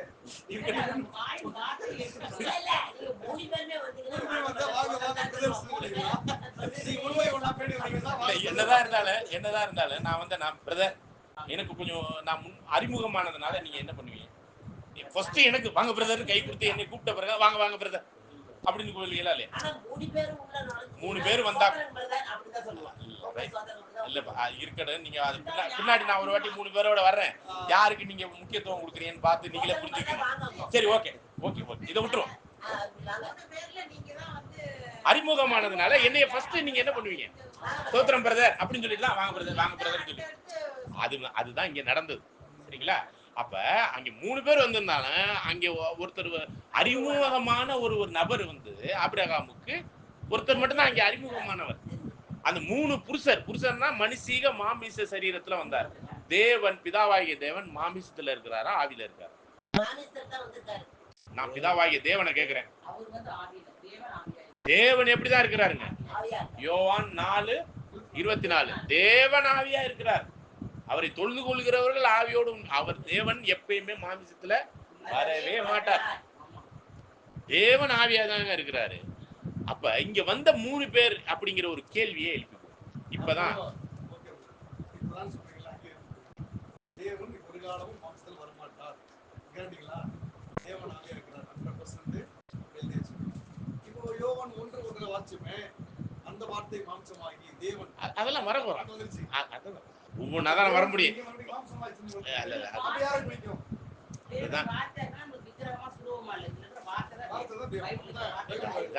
அதுதான் நம்ம ஒவ்வொன்னா ஸ்டெப் பை ஸ்டெப்பா போவோம்னு சொல்லியாச்சு. சரிங்களா? எல்லா கேள்வியும் நான் எழுப்பிட்டு நீங்க கேட்க வேண்டிய கேள்வியெல்லாம் எழுப்பியாச்சு. இப்ப நீங்க அமைதியா என்ன பண்ணணும்னா வேத ஆராய்ச்சிக்குள்ள போயிடும். சரிங்களா? ஓகே. இப்பதான் நம்ம பாடத்துக்குள்ளே போறோம். இப்ப ஏறக்குறைய 51 நிமிஷம் ஆயிடுச்சு. இதுவரை பாடத்துக்குள்ளே போகல. எல்லாத்தையும் இப்ப நான் என்னதான் பண்ணியிருக்கேன்னா அங்கங்க உள்ள கேள்விகளை மட்டும்தான் எழுப்பி விட்டுட்டு விஷயத்துக்குள்ள போயிருக்கேன். ஓகேங்களா? ஓகே. இப்ப பாருங்க, யோவான் 5ஆம் அதிகாரம் 37வது வசனம். 37வது வசனம். இதுல இப்ப எடுத்துட்டீங்கன்னா இதுலயும் வாசிங்க. ரெண்டுலயுமே வாசிச்சுட்டு வரணும். 132வது என்னை அனுப்பின பிதாவே என்னை குறித்து சாட்சி கொடுத்திருக்கிறார். நீங்கள் ஒரு காலம் அவர் சத்தத்தை கேட்டதும் இல்லை, அவர் ரூபத்தை கண்டதும் இல்லை. ஓகே. இப்ப என்ன சொல்லிட்டாருன்னா ஆண்டவராய் கிறிஸ்து இயேசு என்ன சொல்றாருங்க? நீங்கள் ஒரு காலம் அவர் சத்தத்தை கேட்டதும் இல்லை, அவர் ரூபத்தை கண்டதும் இல்லை. அப்ப பழைய ஏற்பாட்டுல தரிசனமானதெல்லாம் நான் சாம்பிளுக்கு தான் ஆபிரகாம் சொன்னேன். அநேக இடத்துல கர்த்தர் தரிசனமாயின்னு அநேக இடத்துல யெகோவா தரிசனமாயின்னு வசனம் இருக்கு. சரிங்களா? முச்சடியில தரிசனமானதுல இருந்து மோசேக்கு அநேக இடத்துல கர்த்தர் தரிசனமாயின்னு தான் அநேக இடத்துல வசனங்கள்லாம் இருக்குது. ஓகேங்களா? அப்படி இருக்க இங்க ஆண்டவர் சொன்னது உண்மையா பொய்யா? அப்ப பழைய ஏற்பாட்டுல எல்லாம் தரிசனமாகி பார்த்து பேசி ஆபிரகாம், ஈசாக்கு, தாவீது, தானியல் போன்றவர்கள்லாம் பார்த்து பேசி அது மாதிரி அந்த ரூபத்தை கண்டிருக்கிறாங்களே, அதெல்லாம் யார் அப்படின்னு ஒரு கேள்வி எழும்புதா? நான் கேட்கறது பழைய ஏற்பாட்டை மட்டும்தான் கேட்கிறேன். பழைய ஏற்பாட்டுல 6000 முறைமை யெகோவா என்ற வார்த்தை பயன்படுத்தப்பட்டிருக்கு. 6000 முறைமை அநேக இடங்கள்ல 6000 முறைமை இல்லாட்டினாலும் அநேக இடத்துல தரிசனமானதுக்கான வசனங்கள்லாம் இருக்கிற பட்சத்துல இங்கே ஆண்டவர் சொன்னது அவர் ரூபத்தை கண்டதும் இல்லை, அவர் சத்தத்தை கேட்டதும் இல்லைன்னு சொல்லிட்டாரு. அப்ப ஆண்டவர் போய் பேசுவாரா? பேச மாட்டார். யோவான் 1ஆம் அதிகாரம் 18வது வசனம்.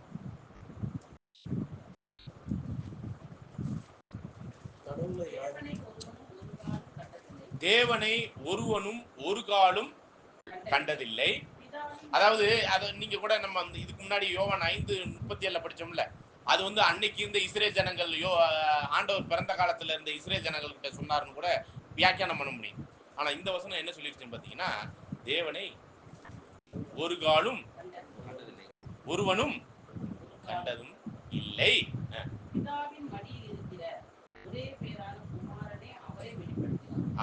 பிதாவாகிய தேவனை அவருடைய ஒரே பேரான குமாரன் தான் இவர் இப்படி இருக்கிறாங்க புரிஞ்சுக்கங்கன்னு சொல்லி வெளிப்படுத்தினாராம். அப்ப அவர் வாயின் வார்த்தையால சொன்னதை நம்ம புரிந்து கொள்ளதான் முடியும் ஒழிஞ்சு கண்ணால பார்க்க முடியாது. சரிங்களா? ஒரு இடத்துல கூட வசனம் சொல்றார் பிலிப்பு கிட்ட சொல்லும் பொழுது, என்னை கண்டவன் பிதாவை கண்டானா என்ன மாதிரி இருக்கிறாரு, என்ன பாத்துக்க அவரை பாக்குறதுக்கு அப்படிங்கிற ஒரு விஷயத்தை தான் இங்க சொல்ல வர்றாதான் நம்ம புரிந்து கொள்ள வேண்டி இருக்கு. சரிங்களா? இந்த இடத்துல வார்த்தை விசேஷ விதமா அந்த மொழிபெயர்ப்புல நெவர் அப்படிங்கிற ஒரு வார்த்தை பயன்படுத்து. நெவர்னா என்னது? ஒருபோதும் எந்த காலத்திலும் மனுஷீக கண்களால் பிதாவாகிய தேவனை கண்ணால பார்க்கவும் முடியாது, காதால அவருடைய சத்தத்தை கேட்பதற்கான வாய்ப்புகளும் இல்லை அப்படிங்கிறதா இந்த வசனத்துல கிளியரா இருக்கு. அப்படிங்கும்போது பழைய ஏற்பாட்டுல அநேக முறை யெகோவா தரிசனமாகி அப்படின்னா இருக்குது. அப்ப அந்த அது யார்? சரிங்களா? அந்த கேள்வியை எழுப்பி கொடு. சரிங்களா? ஓகே, இது படி. இதுல ஒரு வரி எக்ஸ்ட்ரா, கடவுள் தன்மை கொண்டவருமான சரி, நல்லா படிங்க. கடவுளை யாரும் என்றுமே கண்டதில்லை, தந்தையின் நெஞ்சத்திற்கும் நெருக்கமானவரும் கடவுள் தன்மை கொண்டவருமான. பாருங்க, இதுல ஒரு மிக முக்கியமான ரகசியத்தை திருவள்ளுவக்காரங்க அப்படியே ஓபன் பண்ணி விட்டுட்டாங்க. இதை பின்னாடி பயன்படுத்திக்குவோம் இந்த வாசகம். சரிங்களா? கடவுள் தன்மை கொண்டவர், கடவுள்னு ஒருத்தர் இருக்காராம், அதே தன்மையில் இன்னொருத்தர் இருக்காராம் அப்படின்னு சொல்லப்படுற மாதிரி இருக்கு. ஓகே, அப்ப இது கிளியர் தான். அப்ப அப்படி கடவுள் தன்மை கொண்டிருந்த, இப்ப நீங்க கேட்ட கேள்விக்கெல்லாம் அநேக ஆன்சர் கிடைச்சிடும். வார்த்தை மாமிசமாகி, புரியுதுங்களா? அப்ப அந்த வார்த்தை தேவத்தன்மை உள்ளவரா இருந்த அந்த இன்னொரு நபர் இருக்கார்ல, குமாரன், அவர் மாமிசமானாருங்கிறது ஈஸியா புரிஞ்சிடும். அப்ப அதெல்லாம் இப்ப நம்ம வர வேணாம். கொஞ்சம் ஸ்டெப்பா புரிந்து கொள்ள முயற்சி பண்ணும். சரிங்களா? திவ்யத்தன்மை. திவ்யத்தன்மைனா தேவத்தன்மைக்கு ஒத்த இன்னொரு தன்மை ஒருத்தர் இருக்கிறாரு. ஆனா அவருக்கு மேலானவர் இல்ல, அவருக்கு நிகராக அதே தன்மைக்குரிய அப்படிங்கிற ஒரு விஷயத்த புரிந்து கொள்ற மாதிரி இருக்கு. ஓகே, அப்படிங்கும் போதுதான் ஒரு விஷயம் ஆண்டவர் பேசுறாரு. அதுதான் இஸ்ரேல் ஜனங்களால் தாங்கிக் கொள்ளவே முடியல. அன்னைக்கு ஆண்டவர் 2000 வருஷத்துக்கு முன்னாடி யூதர்கள்ட்ட பேசின ஒரு விஷயம் படிக்கலாம். யோவான் 8ஆம் அதிகாரம் 53ல இருந்து படி. 53ல இருந்து 58 வரை.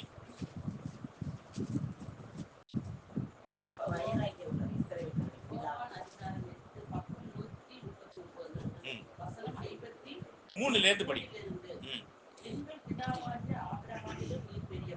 பாருங்க, கேள்வியை பாருங்க. 53 தானே படிக்கிறீங்க? எங்க ஆபிரகாம் இருக்கிறாரு, எங்களுக்கு தலைமை தகப்பனே அவர் தான். எங்க இந்த இஸ்ரேல் ஜனங்களுக்கான தலைமை தகப்பனே யாரு தான்? ஆபிரகாம் தான். அவரை காட்டி நீ பெரிய ஆளா? நீ கேள்வி நியாயமான கேள்வி. யாரை பார்த்து கேட்குறாங்க? சரிங்களா? இப்ப இயேசுங்கிறவரை நம்ம என்ன சொல்லிக்கிட்டு இருக்கிறோம்? அவர் பழைய ஏற்பாட்டுல வந்தாருன்னு சொல்லிக்கிட்டு இருக்கிறோம். இந்த அறிவு கூட, அடிப்படை அறிவு கூட, நம்ம சொல்லிக்கிட்டு இருக்கிற அந்த அடிப்படை அறிவு கூட இல்லாம யாருக்கிட்ட இல்ல? இஸ்ரேல்கிட்ட இல்ல. இப்ப என்ன கேக்குறாங்கன்னா, நீ ஆபிரகாமோட பெரிய ஆளா நீ? ஓகே, படி. இல்ல, சாலமோனில் பெரியவன் நான் சொல்லிட்டாரு. ஆண்டவர் தான் சொன்னது. அது ஆண்டவர் தான் சாலமோனிலும் பெரியவன் அப்படின்ட்டாரு. அப்படின்ட்டாரு. அப்படிலாம் சொல்லியிருக்காரு. ஓகே, இப்ப இந்த பாயிண்ட்டுக்குள்ள பத்தியும் வாங்க. இதை மட்டும் சிந்திங்க. எல்லாம் மறிச்சாங்க. யோனோக்கு முதற்கொண்டு மறிச்சாருன்னு தான் வசனம். இதுல யோனோக்கு மறிக்கலன்னு நிறைய கான்செப்ட் இருக்கு. அதெல்லாம் பின்னாடி பார்ப்போம். பாயிண்ட் போட்டு வைக்கிறேன். ஓகேங்களா? நீ யாருன்னு சொல்லுப்பா. நீ எப்படிப்பட்டவன்? நீ ஆபிரகாம்ல பெரிய ஆளா? நீ படிக்க தொடர்ந்து வாசி.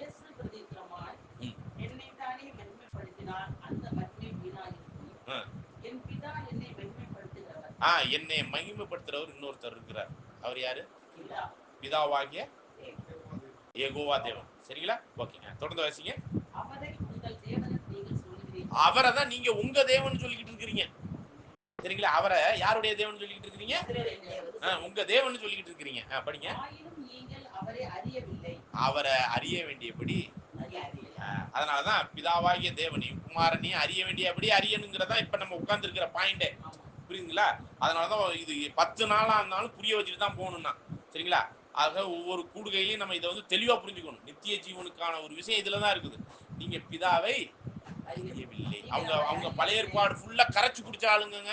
நீங்க எல்லாம் ஒரு வரி, ஒரு வசனம், ஒரு வார்த்தை கூட உங்களுக்கு அந்த அளவுக்கு தெளிவா கரைச்சு குடிச்சிருக்கிறீங்களான்னு நம்மளுக்கு என்னையும் உங்களையும் சொல்ல முடியாது. அவங்க ஒவ்வொரு புள்ளி கமா முழுக்க அப்படியே கரைச்சு குடிச்ச ஆளுங்க. சரிங்களா?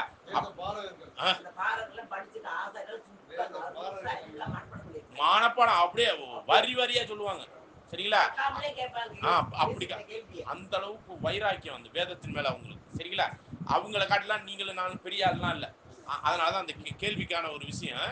அவங்கள இவ்வளவு படிச்ச அந்த ஆளுங்களை பார்த்து என்ன சொல்றாருன்னு பாத்தீங்கன்னா, அறிய இல்ல, நான் மட்டும்தான் அறிஞ்சிருக்கிறேன். நான் அறியலேன்னு சொன்னேன்னா உங்களைப் போல நானும் பொய்யனாய் இருப்பேன். நானும் உங்களை மாதிரி போய் அப்ப அறிஞ்சு அதை கரெக்டா வந்து நம்மள்கிட்ட அறிவிக்கிறார். இதா யாருங்கிறத அவர் முதல் வருகையில வரும்பொழுதுதான் தெளிவா ஒரு சில விஷயத்தை அறிவிக்கிறார். சரிங்களா? பழைய ஏற்பாட்டுல எல்லாம் அறியப்படாத ஒரு கடவுளாக தான் அவங்க உணர்ந்து கொண்டு இருந்தாங்க. அவங்களுக்கு புரியலாம் இல்லை, என்ன விஷயம்னே தெரியல நிறைய விஷயம். நான் தொடர்ந்து வாசிங்க. அவரை நான் அறிந்து அவருடைய வார்த்தையை கைக்கொண்டிருக்கிறேன். உங்கள் பிதாவாகிய ஆபிரகாம் என்னுடைய நாளை காண ஆசையா இருந்தான். இந்த வசனத்தை திரும்ப படிக்கணும், ஓகேங்களா? உங்களுடைய ஆபிரகாம் ஆகிய உங்கள் பிதாவாகிய ஆபிரகாம் என்னுடைய நாளை காண ஆசையா இருந்தான், கண்டு களி கூர்ந்தான். நல்லா கவனிங்க, ரொம்ப முக்கியமான ஒரு விஷயம். அதாவது எப்படா ஆண்டவரா இயேசு கிறிஸ்து வருவான்னு காத்துக்கிட்டு இருந்தாராம். யாரு? ஆபிரகாம். அப்புறம் கண்ட பிறகு கண்டு ஐயோ பாத்துட்டேன் சூப்பர் அப்படின்னு கைத்தட்டி விருந்து வைக்கிற அளவுக்கு பெரிய விருந்தே வச்சிருக்கிறாரு. கண்டு இன்னைக்கு பாருங்க, நீங்க விருந்து வச்சு சாப்பிட்டோம் பாத்தீங்களா? சகோதரர் உடன்படிக்கை எடுத்தார், ஞானஸ்தானம் எடுத்தார், எல்லாரும் சந்தோஷமா அப்படிங்கிற மாதிரி அந்த மாதிரி விருந்து வச்சு இருக்காரு. யாரை பார்த்தோன்னு? யார? இயேசு கிறிஸ்துவை பார்த்தோன்னு அவர் ரொம்ப நாள காணணும்னு ஆசையா இருந்திருக்கிறாரு. கண்டு களி கூர்ந்தார். அப்ப விஷயம் புரிஞ்சுக்குங்க, இவருக்கு வயசு 30 கூட ஆகல. இதுதான் இஸ்ரேல் ஜனங்களுக்கு இன்னும் கோபம் வந்துருச்சு. ஆபிரகாம் ஏறக்குறைய 2200-300 வருஷத்துக்கு முன்னாடி வாழ்ந்தாள்.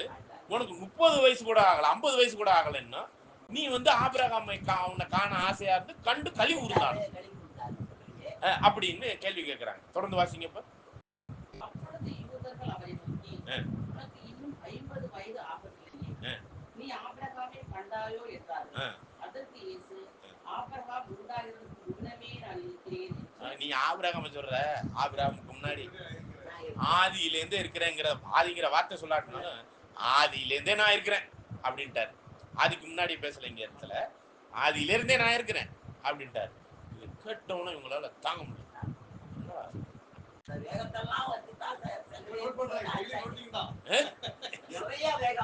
சரிங்களா?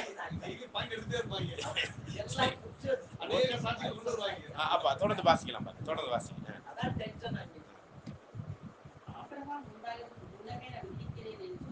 அப்ப ஆபிரகாமுக்கு முன்னாடியும் போய் பைபிள்ல தேடணும். நம்ம நல்லா புரிஞ்சுங்க. நீங்க ஆபிரகாம் கிட்ட தரிசனம் ஆகிறதெல்லாம் விட்டுடலாம். ஆபிரகாம் முன்னாடியில இருந்து யாரை போய் தேடணும்? இப்ப தேடணும். ஓகேயா? ஓகே, படி.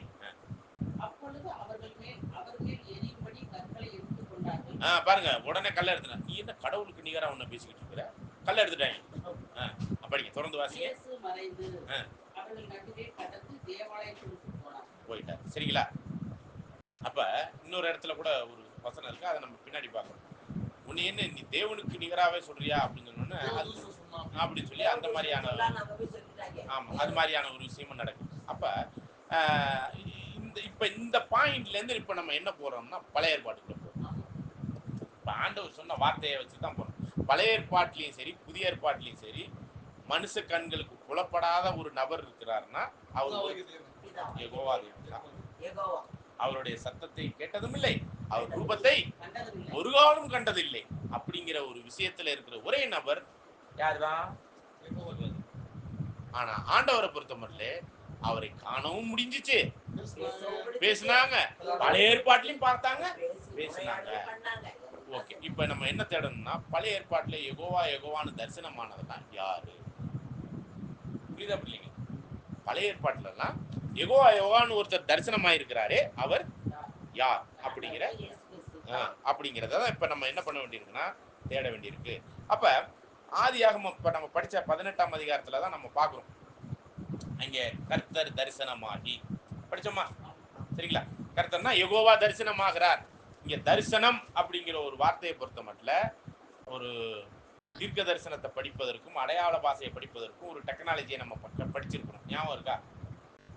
ஹவு டு ஸ்டடில வேதத்தை முறையாக கற்பது எப்படிங்கிறதுல ஒரு தரிசனம், தீர்க்க தரிசனம், அடையாள பாஷையை படிக்கிறதுனா எப்படி படிக்கணுங்க?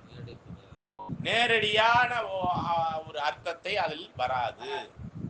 அதை மறைபொருளாக ஒரு அடையாளத்தில் சொல்லப்பட்டிருக்கும். 7 தலை 10 கொம்புனா 7 தலை 10. அப்ப கர்த்தர் தரிசனமாகிறார்னா அது ஒரு அடையாளம். தரிசனம் என்றாலே அது ஒரு அடையாளம். அடையாளபூர்வமாக கர்த்தர் தரிசனமாகிறார்னா இங்க பிரதிநிதித்துவத்துல யார் தான் வந்து தரிசனம் ஆவாருங்கிறது இப்ப நம்ம புரிந்து கொள்ள வேண்டியது. அப்ப யார் தான் வருவார்னா மனிதரில் கண்டிராத பிதாவாகிய தேவன் கண்ணுக்கு தெரியற மாதிரி வர மாட்டாரு, அங்கே தரிசனமாக தான் என்னப்படும். அப்ப தரிசனத்துக்குரிய ஒரு விஷயத்தை நேரடி பாஷையில வந்து பார்க்கும் பொழுது அங்கே யார் தான் வர்றாரு? 3 புருஷன் மாமிசத்துல வர்றாங்க. சரிங்களா? 3 புருஷர்கள் மாமிசத்துல வர்றாங்க. சரி, இவங்க வந்த உடனே இவர் என்ன பண்றாரு? எதிர்கொண்டு ஓடி சந்தோஷத்துல அங்க மாடை அடிச்சு ஒரு பெரிய விருந்தே வைக்கிறார். அப்ப காண ஆசையா இருந்து கண்டு களி கூர்ந்து பெரும் விருந்தே வைக்கிறார். இது எக்ஸாக்டா எத்தனை வயசுல? நம்ம ஆதியாகமம் 17 படிக்கும்போது ஆபிரகாமுக்கு 99 வயசு. சரிங்களா? அப்படியே 18 வரும்போது அதே 99 தான் இருக்குது. அந்த 99 வயசுல இருக்கும்போது தான் அந்த இடத்துல ஒரு சில வாக்கு தத்தங்களை கொடுத்துட்டு போறாரு. அந்த 3 பேர்ல உள்ள ஒருத்தர் இருக்காருல்ல, அதோனி அப்படிங்கிறவர் நம்ம படிச்சோம்ல. அந்த அதோனி தான் யாரு? ஆண்டவரேன்னு ஒருத்தரை பார்த்து சொன்னார் இல்லையா? அவர் தான் நம்முடைய ஆண்டவர். யாரு? எந்த ஆண்டவர்? பிதாவாகிய தேவன் அல்ல, அவர் பிதாவினுடைய பிரதிநிதியா இருக்கக்கூடிய ஒரே பேரான குமாரனா இருக்கக்கூடிய நம்முடைய ஆண்டவர் தான் இங்க வந்து நின்று பேசுறாரு. அப்ப பேசும்போது ஒரு உத்தரவாதம் கொடுக்கிறார். இன்னையிலேருந்து 10 மாசத்துல உனக்கு குழந்தை அப்படிங்கும்போது 100 வயசு ஆகும்போது ஈசாக்கு பிறக்கிறார். இது வந்து ஃபியூச்சர்ல பார்ப்போம். ஓகே, இது அப்படி பெண்டிங்ல வச்சிடும். இவர் வருவதை காண பார்க்க ஆசையா இருந்து கண்டு களி கூர்ந்தார்னு சொல்லும் பொழுது இவர் ஃபர்ஸ்ட் இதுக்கு முன்னாடியே யாரை பார்த்திருக்கணும்? ஆண்டவரை பார்த்திருக்கணும். பார்த்ததுனாலதான் இவர் என்ன பண்ணிக்கிட்டு இருக்காரு? எதிர்பார்த்துக்கிட்டு இருக்காரு. எப்படா வருவார். இவர் எதிர்பார்த்துக்கிட்டு இருக்கிறது எத்தனை வயசுலன்னா 99 வயசுல. ஆனா இவருக்கு தரிசனமானது முதல்ல எத்தனை வயசுலன்னு பாத்தீங்கன்னா ஆதியாகமம் 12ஆம் அதிகாரம் 1வது வசனத்தை படிங்க. அப்ப இல்ல ஆபிரகாமுக்கு என்ன வயசுனா 75. என்ன வயசு? 75. படிங்க. ஆதியாகமம் 12ஆம் அதிகாரம் 1 பக்கம் 12. கர்த்தர் ஆபிரகாமை நோக்கி, நீ உன் தேசத்தையும் உன் இனத்தையும் உன் தகப்பனுடைய வீட்டை விட்டு புறப்பட்டு நான் உனக்கு காண்பிக்கும் தேசத்துக்கு போ. நான் உன்னை பெரிய ஜாதியாக்கி உன்னை ஆசீர்வதித்து உன் பேரை பெருமைப்படுத்துவேன். நீ ஆசீர்வாதமாய் இருப்பாய். இப்ப இந்த இடத்துல கர்த்தர் ஆபிரகாமை நோக்கி, இப்ப இந்த இடத்துல யெகோவா ஆபிரகாமை நோக்கின்னு தான் இருக்கு, அதோனி அப்படின்லாம் இல்ல. அப்ப இங்க வந்து பேசுறது யாருன்னா யெகோவாவே பேசுற மாதிரி இருக்கு. பிதாவாகிய தேவனே யார்கிட்ட பேசுற மாதிரி இருக்கு? ஆபிரகாம்கிட்ட. சரிங்களா? அப்பதான் முதன் யார்கிட்ட பாக்குறாரு? யாரை பாக்குறாரு? ஆபிரகாம பாக்குறாரு. இப்படி ஆபிரகாம் பார்க்கும்போது இவருக்கு வயசு என்னன்னா 4வது 5வது வசனத்தை வாசிங்க. கர்த்தர் ஆபிரகாமுக்கு சொன்னபடியே அவன் புறப்பட்டு போனான். லோத்தும் அவனோடு கூட போனான். ஆபிரகாம் ஆரானை விட்டு புறப்பட்ட போது 75 வயது உள்ளவனா. அப்ப 75 வயசுல ஆபிரகாம் கர்த்தர் அங்க வந்து பேசுறாரு. யெகோவா அவர்கிட்ட பேசுறாருன்னு இருக்கு. சரிங்களா? அப்ப யெகோவா பேசுறது அங்க தரிசனமாகிறது அப்படிங்கிற ஒரு காரியம் என்ன அப்படிங்கிறத இப்ப நம்ம புரிந்து கொள்ள வேண்டியது. யெகோவா தானே பேசினாரு அப்படின்னு தானே வசனம் இருக்குது. யெகோவா தான் தரிசனமான அப்படிங்கிற ஒரு விஷயம்லாம் இருக்குது இல்லையா? அப்ப இங்க வந்து பேசுனது போனதெல்லாம் யார் அப்படிங்கிறதான் அந்த இடத்துல அங்க சொல்லும் போதுதான் உன் சந்ததிக்குள் பூமியின் குடிகள் எல்லாம் ஆசீர்வதிக்கு பார்த்தோன்னே சொல்லிட்டார். இவருக்கு 75 வயசு வரையும் ஒய்ஃபுக்கு புள்ள பிறக்கல. யாருக்கு புள்ள பிறக்கல? சாராளுக்கு. அதுக்கு முன்னாடி வரையும் கர்த்தருங்கிற ஒருத்தர் தேவனா இருக்கிறாருங்கிறதோ பிதாவை பத்தியோ இல்ல இந்த நம்முடைய கிறிஸ்துவ பத்தி எல்லாம் எதுவுமே தெரியாது. அதுக்கு முன்னாடி அவர் என்ன பண்ணிட்டு இருந்தாரு தெரியுங்களா? 75 வயசுக்கு முன்னாடி விக்கிரகத்தை பண்ணி விக்கிற ஆள். 75 வயசுக்கு முன்னாடி. இது வந்து ஜோசுவா 24:2 இருக்கு. அது விக்கிரகத்தை பண்ணி விக்கிற ஆள். ஏன்னா இப்ப ஒண்ணும் இல்லை, நம்ம இயற்கையா உள்ள விஷயத்த சொல்றேன். இப்ப நம்மளுக்கு எனக்கு பிள்ளை இல்லைன்னு வச்சுக்கோங்க. கல்யாணம் எனக்கு 25 வயசு 26 வயசுல நடந்துருச்சு. எனக்கு 45 வயசு ஆயிடுச்சு. பிள்ளையே இல்லைன்னா நான் என்ன பண்ணுவேன்? நான் என்ன பண்ணுவேன்? சரி, நீங்க என்ன பண்ணுவீங்க சொல்லுங்க. கும்பிட வேண்டிய தெய்வத்தெல்லாம் கும்பிட்டு பார்த்தாச்சு. எது? வேளாங்கண்ணியிலேருந்து, சூசேப்பர்லேருந்து, அருளப்பர்லேருந்து, அல்லாவுலேருந்து, திருப்பதியிலேருந்து, இயேசுலேருந்து எல்லாரையும் கும்பிட்டு பார்த்தாச்சுங்க. சும்மா ஒரு கருத்துக்கு சொல்றேன். அப்ப எனக்கு பிள்ளை இல்லைங்கிறப்ப யாராச்சும் ஒருத்தர் சொல்லுவாங்க, நீ என்ன பண்ணு, நீ மெக்காவுக்கு போய் அங்க போய் அல்லாவை கும்பிட்டு பாரு, ஒரு வாட்டி பாத யாத்திரை போயிட்டு வா அப்படின்னு சொல்லுவாங்க. சரி, அப்படியாச்சும் போய் என்ன பண்ணலாம்? அப்படி போய் பார்த்தாவது எனக்கு புள்ள பிறக்குதா அப்படிங்கிற ஒரு முயற்சி பண்ணுவேன்ல. புரியுதா புரியலீங்க? அப்ப இவரு ஆபிரகாம் எல்லா சாமியும் கும்பிட்டு பார்த்தாச்சுங்க. கடைசியா ஒருத்தர் வழியக்க வந்து நிக்கிறாரு. நான் சொல்ற கானானுக்கு போ, அங்கே உன் சந்ததிக்குள்ளாக பூமியின் குடிகள் ஆசீர்வதிக்கப்படும் அந்த வாக்குத்தத்தத்தை கொடுக்குறாரு. எனக்கு பிள்ளையே இல்ல, நான் கானானுக்கு பாத யாத்திரை போனா எனக்கு என்ன கிடைக்கும்? இப்ப வேளாங்கண்ணிக்கு பாத யாத்திரை போறவங்க என்னன்னு சொல்லிட்டு போறாங்க, இங்க நடந்து போனா எனக்கு அது கிடைக்கும், ஏதோ ஒண்ணு கிடைக்கும் அப்படிங்கிற மாதிரிதான் இவரு. சரி, ஏதோ ஒருத்தர் சொல்றாரு, சொல்றதுக்காக போய் பார்ப்போமே அப்படின்னு கிளம்புனவர் தான். பாத்தீங்கன்னா அதுக்கப்புறம் 15, 16லலாம் அவருடைய யாரு வேலைக்காரிய கல்யாணம் பண்ணி குழந்தை பெற்றுக்கிறார். உண்மையான சாராளுக்கு குழந்தை பிறக்கும்னா சாராளுடைய வேலைக்காரியை பெற்றுக்கிட்டு குழந்தை பெற்றுக்கிறார் ஆகாருக்கு. அதுக்கு முன்னாடியே பார்த்தாக்க எனக்கு குழந்தையே இல்லையே அவர் கேட்கிறாரு. நீங்க இதெல்லாம் வசனத்துல இருக்கு, நம்ம இப்ப டீப்பா போக முடியல, சரிங்களா? ஏன்னா கொஞ்சம் நிறைய கவர் பண்ண வேண்டியது. அப்ப அங்கே தமஸ்கு ஊரானாகிய எலியாசார் இருக்கிறார். என்ன, நான் அவனை தத்தெடுத்துக்கவா என் மயனா? யாருக்கு ஐடியா கொடுக்குறாரு இவரு? ஆபிரகாம் ஐடியா கொடுக்குறாரு. நான் உனக்கு சொன்னது என்ன, உன் உரிமை சொத்தாகிய சாராளுக்கு குழந்தை பிறக்கும் சொல்ற, நீ என்ன எவனுக்கு தத்தெடுக்கிறேங்கிற? அப்புறம் சாராள் சொல்லுது, சரி என் வேலைக்காரிகிட்ட கல்யாணம் பண்ணி குழந்தை பத்துக்க, சரி நீ அப்படியாச்சும் போ. அப்படின்னா என்ன அர்த்தம் தெரியுங்களா? நல்லா கவனிங்க. சாரால் குழந்தை பெற்றுக்க முடியலன்னா அங்கே குழந்தை பெற்றுக்கிறதுக்கான விஷயம் சாராள்கிட்ட இல்ல. ஆனா ஆபிரகாம் இன்னொருத்தி கிட்ட போகும்போது, வேலைக்காரிட்ட போகும்போது குழந்தை பிறக்குன்னா அங்கே ஆபிரகாமுடைய வித்துல ஏதாச்சும் பிரச்சனை இருக்கா? பிரச்சனை புரியுதுங்களா? புரியுதா? அப்ப இதெல்லாம் ப்ரூவ் பண்ண வைக்கிறாரு. குழந்தையே பிறக்காதுங்கிற ஒரு சூழ்நிலை வரும்பொழுதும் உனக்கு குழந்தை பிறக்கும், அது யாரால பிறக்குங்கிறத புரிய வைக்கிறதுக்காக தான் 99 வயசு, ஏறக்குறைய 25 வருஷம் கழிச்சு தான் குழந்தை பிறக்கும். அப்ப அதனாலதான் அவரு அந்த அளவுக்கு வைராக்கியமான விசுவாசத்துக்குள்ள வர்றாரு. ஆரம்பத்துல எல்லாம் அவர் விசுவாசம் இல்ல, நம்மள மாதிரி தான், சரிங்களா? நானும் அது மாதிரி வேளாங்கண்ணிக்கு பாத யாத்திரை போன மாதிரி எங்கேயோ போயிருக்கிறோம். ஆனா உண்மையான கடவுளுடைய அறிவை பெற்ற பிறகு இப்ப நம்ம போவோமா? அப்ப இந்த இடத்துல அவர் ஆரம்பத்துல ஒரு அற்ப விசுவாசத்துல தான் ஆரம்பிச்சாரு. ஆனா ஒரு குறிப்பிட்ட ஸ்டேஜ் குழந்தை பிறந்து 12 வயசு இருக்கும் போது இந்த குழந்தை எனக்கு பலி செலுத்துன்னு சொல்லும் போது என்ன பண்ணாரு தெரியுங்களா? கண்டிப்பா செஞ்சாரு. ஏன்னா சாராளுக்கு குழந்தை இல்லாம இருக்கும் போதே ஒரு குழந்தை வந்துச்சு. கண்டிப்பா இந்த பலி கொடுத்தமா குழந்தை உயிர் தெழுந்து வந்துடும் நம்பினாராம். அப்ப என்ன விஷயம்னா, இதுவரை உயிர் தெழுதல்ங்கிற நம்பிக்கையே இல்லாத மனு குலத்துல ஆபிரகாம் காலத்துல என் மகன் உயிர் தெழுந்து வருவாருன்னு நம்பினாராம். ஏன் உன் சந்ததிக்குள்ளாக தான் பூமியின் குடிகள் எல்லாம் ஆசீர்வதிக்கணும். ஈசாக்குக்குள்ளதான் ஆபிரகாம் உடைய சந்ததிக்குள்ளாக இருக்கக்கூடிய ஈசாக்குள்ளதான் பூமியின் குடிகளே என்ன ஆக போகுது. அப்படிங்கும் போது நான் கொன்னு போட்டாலும் பலி செலுத்தினாலும் அந்த புள்ள மேலதான் வரும்னா அந்த புள்ள உயிர் தெழுந்து வரும்னு நம்பிக்கை வச்சிருந்தாரு. அந்த அளவுக்கு அவருடைய விசுவாசம் பலப்பட்டு போச்சு, சரிங்களா? அது அவருடைய விசுவாசத்தினுடைய உச்சம்.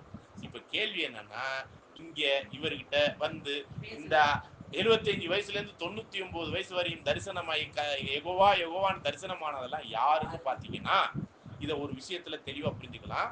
ஆபிரகாம் தன்னுடைய மகனை பலி செலுத்த போனார் இல்லையா? 22ஆம் அதிகாரத்துல நீங்க பேசுறதெல்லாம் யெகோவா தான் பேசுற மாதிரி இருக்குது.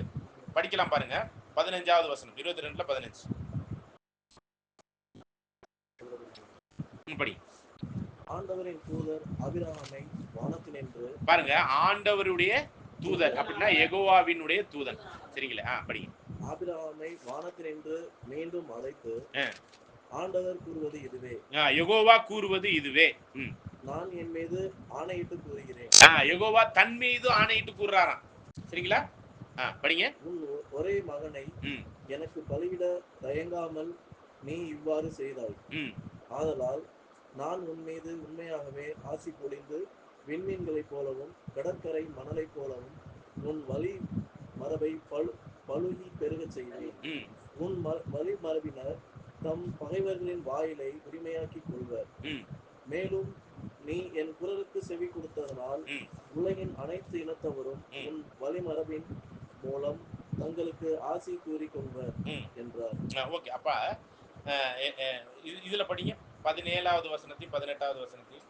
நான் உன்னை ஆசீர்வதிக்கவே ஆசீர்வதித்து உன் சந்ததியை வானத்து நட்சத்திரங்களைப் போலவும் கடற்கரை மணலைப் போலவும் பெருகவே பெருக பண்ணுவேன் என்றும் உன் சந்ததியார் தங்கள் சத்துருக்களின் வாசல்களை சுதந்திரித்துக் கொள்வார்கள் என்றும் நீ என் சொல்லுக்கு கீழ்ப்படிந்தபடியினால் உன் சந்ததிக்குள் பூமியில் உள்ள சகல ஜாதிகளும் ஆசீர்வதிக்கப்படும் என்றும் என் பேரை ஆணையிட்டேன் என்றும் கர்த்தர் சொல்லுகிறார்.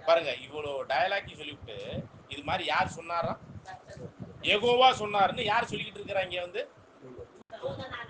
அப்ப இங்க பழைய ஏற்பாட்டுல பேசுறதெல்லாம் பிதா பேசுனா அப்படியே அந்த வார்த்தைய அப்படியே கொண்டாந்து பேசுவார். பேசுறதெல்லாம் யார் பேசுன மாதிரி இருந்துச்சு இவ்வளவு நேரமும்? இல்ல இல்ல, கர்த்தருடைய தூதனானவர் தான் பேசிக்கிட்டே இருக்கிறாரு. சொல்லும் போது இப்படி எல்லாம் யார் சொல்ல சொன்னாரு? யெகோவா சொல்ல சொன்னாரு முடிக்கிறார். அப்ப ஒவ்வொரு முறையும் பிதாவினுடைய பிரதிநிதியாக வந்து கர்த்தருடைய தூதனா இருக்கக்கூடிய ஒருவர் வந்து என்ன பண்றாருன்னா, யெகோவாவினுடைய தூதனா இருக்கக்கூடிய ஒருத்தர் வந்து என்ன சொல்றாருன்னா, இப்படி பிதா சொல்ல சொன்னாரு, யெகோவா சொல்ல சொன்னாருன்னு முடிச்சிருவார். இதுதான் நடந்திருக்கு. இப்ப ஆபிரகாம்கிட்ட தரிசனமானது 75 வயசுலயா இருக்கட்டும் அல்லது 99 வயசுலயா இருக்கட்டும், இப்ப ஈசாக்குக்கு 12 வயசு ஆயிடுச்சு, அப்பதான் பலி செலுத்த போறாங்க. அந்த வயசுலயா இருக்கட்டும், அங்கே வந்து பேசினது பழகுனது அங்கே நின்று இது பண்ணது எல்லாமே யாருன்னா கர்த்தருடைய பிரசனத்துல உள்ள அவருடைய தூதனானவர். அப்படிங்கும் போதுதான் இஸ்ரேல் ஜனங்களை காத்து ரட்சித்து எகிப்திலேருந்து விடுதலையாக்கி கானான் தேசத்துக்கு கொண்டு போய் விட்டு சேர்த்ததெல்லாம் யார் என்ன அப்படின்னு பார்க்கும்போது ஒரு வசனத்தை நம்ம வாசிக்கலாம் பாருங்க. 1 கொரிந்தியர் 10ஆம் அதிகாரம் 1 முதல் 4 வசனம். இது வந்து இஸ்ரேல் ஜனங்களை பத்தி நம்ம சிந்திக்கிறோம், படிக்கலாம் பாருங்க.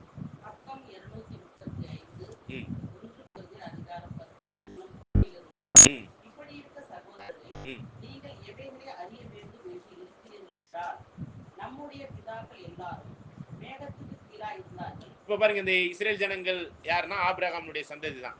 அவங்க எகிப்துல அடிமைத்தனத்துக்குள்ள போயிட்டாங்க. அப்படி அடிமைத்தனத்திலிருந்து விடுதலை ஆகும் பொழுது மேகத்துக்கு கீழாக விடுதலையாக்கி கொண்டாந்தாரா? அததான் சொல்ல வர்றார். நான் படிங்க.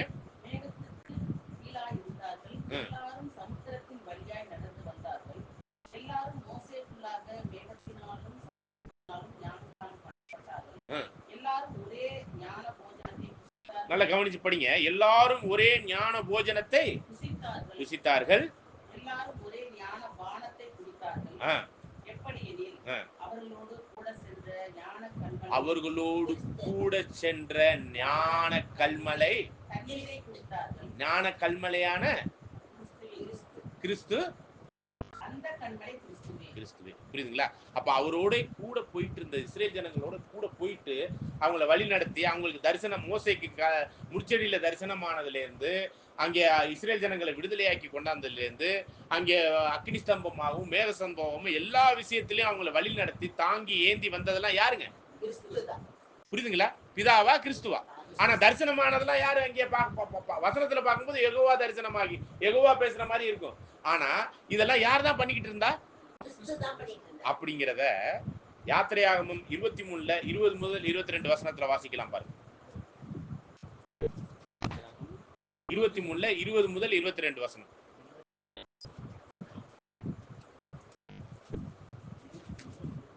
ரெண்டு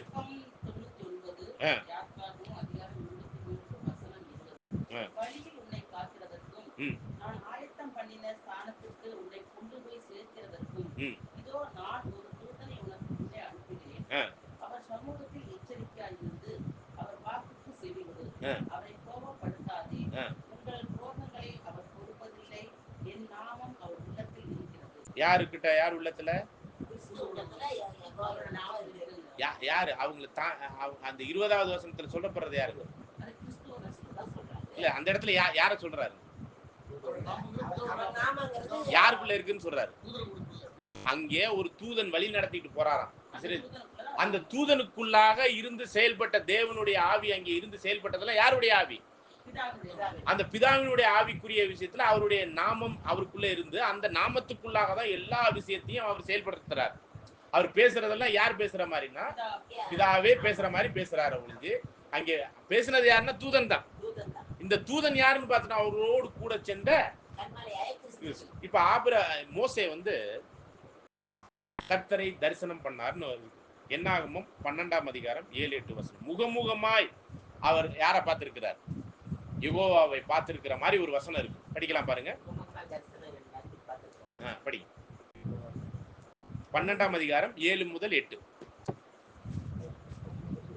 படி. என் அடியான் மோசேயோடு அப்படி அல்ல, என் வீடு முழுவதிலும் அவனே நம்பிக்கைக்குரியவன். நான் அவனோடு பேசுவது மறைபொருளாக அல்ல, நேர்முகமாகவும் தெளிவாகவும் இருக்கும். ஆண்டவர் உருவையும் அவன் காண்கின்றான். ஆண்டவருடைய உருவத்தை அவன் காண்கிறான். இதுல படிங்க. என் தாசனாகிய மோசேயோ அப்படிப்பட்டவன் அல்ல. என் வீட்டில் என்றும் அவன் உண்மை உள்ளவன். நான் அவனுடன் மறைபொருளாக அல்ல, முகமுகமாகவும் பிரத்யட்சமாகவும் பேசுகிறேன். அவன் கர்த்தரின் சாயலை காண்கிறான். அவன் பார்த்தது யார? கர்த்தரையா? கர்த்தரின் சாயலை. சாயல்னா அவர் கர்த்தருங்கிற ஒரிஜினலுக்கு சாயல், இமேஜ பாக்குறான். சரிங்களா? இப்ப இதே வசனம் தான் கொலேசியர் 1:14-15 படிங்க. கொலேசியர் 1:14-15.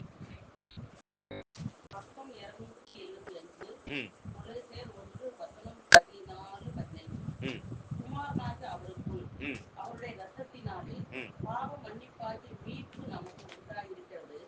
அவர் அதரிசனமான, அவர் பார்க்க கூடாத தேவனா இருக்கிற அதரிசனமான தேவன் இருக்கிறார் இல்லையா? அவர் அதரிசனமான தேவனுடைய தற்சுரூபம். அதுதான் அவர் கர்த்தருடைய சாயல், தற்சுரூபத்தை பார்த்தான். கர்த்தரை பார்க்கல மோசே. யாரை பார்த்தான்? கர்த்தருடைய சாயலாகிய தற்சுரூபம். அப்ப பிதாங்கிறது காணக்கூடாதவர், காணக்கூடிய தன்மையில இருக்கிறவர் யாருன்னா கிறிஸ்து. அப்ப அங்க பார்த்தது, மோசே பார்த்தது யாரதான்? பிதாவையா? கிறிஸ்துவ தான் பார்த்தாரு. சாயல் தான் போட்டிருக்கு. சரிங்களா? ஓகே. 1 கொரிந்தியர் 10:9 படிக்கலாம் பாருங்க.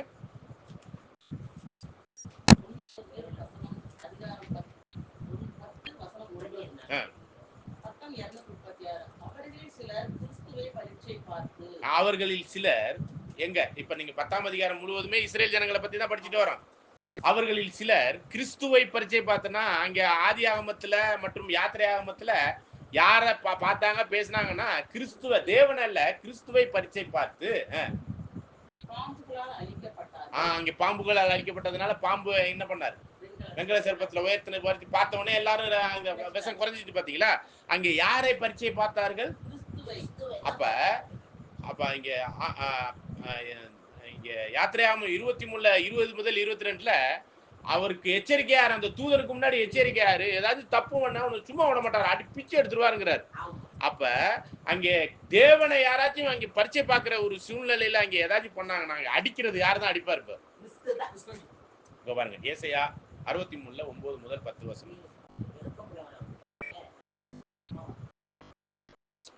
ஏசாயா 63:9-10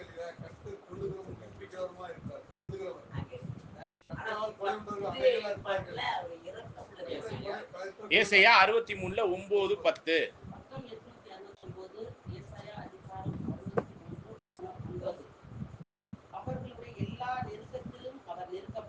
பாருங்க, இஸ்ரேல் ஜனங்கள் எப்படியெல்லாம் கஷ்டப்பட்டாங்களோ அதுல அவர் யார் நெருக்கப்பட்டாரா? யாரோ ஒருத்தர் நெருக்கப்பட்டாரா?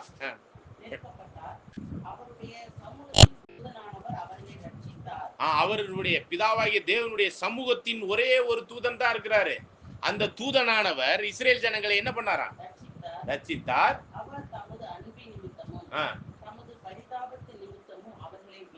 மீட்டு அப்ப எகிப்துல இருந்து மீட்டு தூக்கி சுமந்து வந்தாராம். இதெல்லாம் அப்படியே நடந்திருக்குங்க. அவங்க செருப்பு 40 வருஷம் தேயல,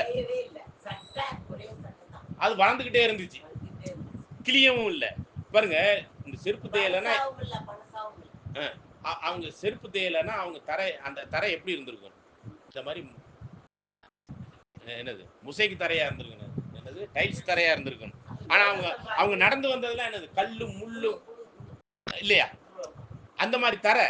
ஆனா அவங்களுக்கு கைய வச்சு தாங்கி ஏந்திக்கிட்டு வந்தாருன்னு இருக்கு. அந்த மாதிரி ரட்சித்து ஏந்தி வந்ததெல்லாம் யாரு? அவருடைய சமூகத்தின் தூதனானவர், பிதாவாகிய தேவனுடைய சமூகத்தின் தூதனானவர் தான் இஸ்ரேல் ஜனங்களை தாங்கி ஏந்தி ரட்சித்து வந்ததெல்லாம். அப்ப பழைய ஏற்பாட்டுல ஆபிரகாமா இருக்கட்டும், ஈசாக்கா இருக்கட்டும், யாக்கோப்பா இருக்கட்டும், இல்ல யாரா இருக்கட்டும், பழைய ஏற்பாட்டுல உள்ளவங்களோட எல்லாம் தரிசனமாகி பேசி வந்ததெல்லாம் யாரு? கிறிஸ்து. சரிங்களா? இப்ப ஒரு விஷயம், இப்ப பாத்தீங்கன்னா, நீ யாரு? சிம்சோன் பிறக்க போறாப்ல, அங்க அவங்க அப்பா கிட்ட வந்து அம்மா கிட்ட தரிசனம் ஆகுறாங்க, மனாசைக்கு தரிசனம் ஆகுறாங்க. அங்க ஒரு தூதன் தான் வந்து தரிசனம் ஆகுறாரு. தரிசனமானோடனே உங்களுக்கு குழந்தை பிறக்குன்னு சொன்னோன்னே அவரால் நம்ப முடியல. என்ன நடக்குது அப்படின்னு பார்த்தீங்கன்னா, நீதிமொழி நியாயாதிபதிகள் 13ஆம் அதிகாரம் 16, 17 வசனத்தை வாசிக்கலாம். 13ஆம் அதிகாரத்துல 3வது வசனத்தை ஃபர்ஸ்ட் வாசிங்க. நீதிமொழிகள் நியாயாதிபதிகள்.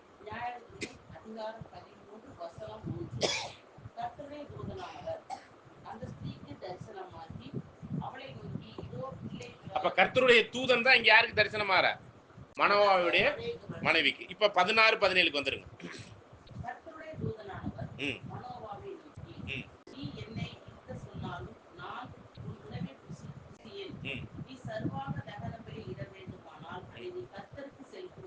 யாருக்கு செலுத்து? யெகோவாவுக்கு செலுத்து. சரிங்களா? இந்த இடத்துல பழைய ஏற்பாட்டுல வர்ற கர்த்தர்லாம் யாரு தான்? யெகோவா தான். தொடர்ந்து வாசிங்க.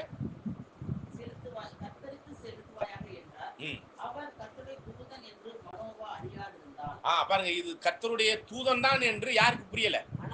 தெரியல. படிங்க.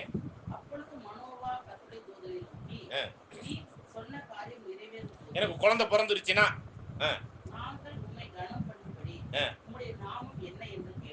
இப்ப தூதன் ஒரு பேர் சொல்ல போறாரு. அந்த பேருக்கும் நம்முடைய ஆண்டவருக்கும் ஏதாவது சம்பந்தம் இருக்கான்னு பாருங்க. படிங்க.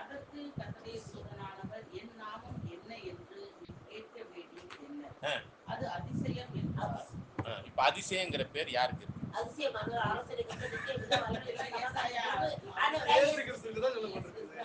அப்ப இங்க தூதன் யாரு?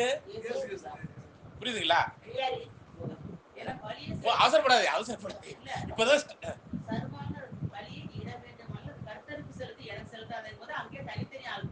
ஓகே, அதெல்லாம் புரிஞ்சிருச்சு. ஓகே, அப்படியே நீங்க தொடர்ந்து படிச்சுட்டு வந்தீங்கன்னா அவர் போயிருவார். அப்படியே அந்த பலி செலுத்தும் போது அவர் போயிருவாரு.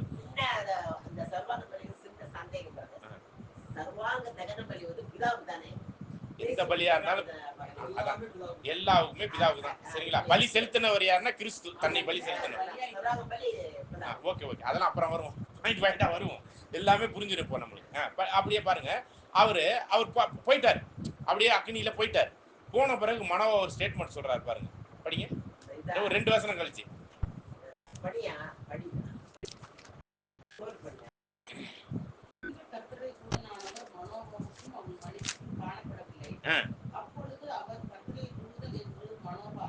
அப்பதான் அவர் அந்த மகிமையில போன பிறகு அப்பதான் புரியுது இது கர்த்தருடைய யெகோவாவினுடைய தூதன் என்று. பிரசன்னத்தின் தூதன் ஒருத்தர் தான். அவர் தான் இங்க பிரசன்னமாய் இருக்கிறார். அவர் யாருன்னு அறிஞ்ச பிறகு என்ன சொல்றாங்க பாருங்க. இப்ப கர்த்தருடைய யெகோவாவினுடைய தூதன் இவர் தான் புரிஞ்ச பிறகு என்ன ஆயிடுச்சு பாருங்க. படிங்க.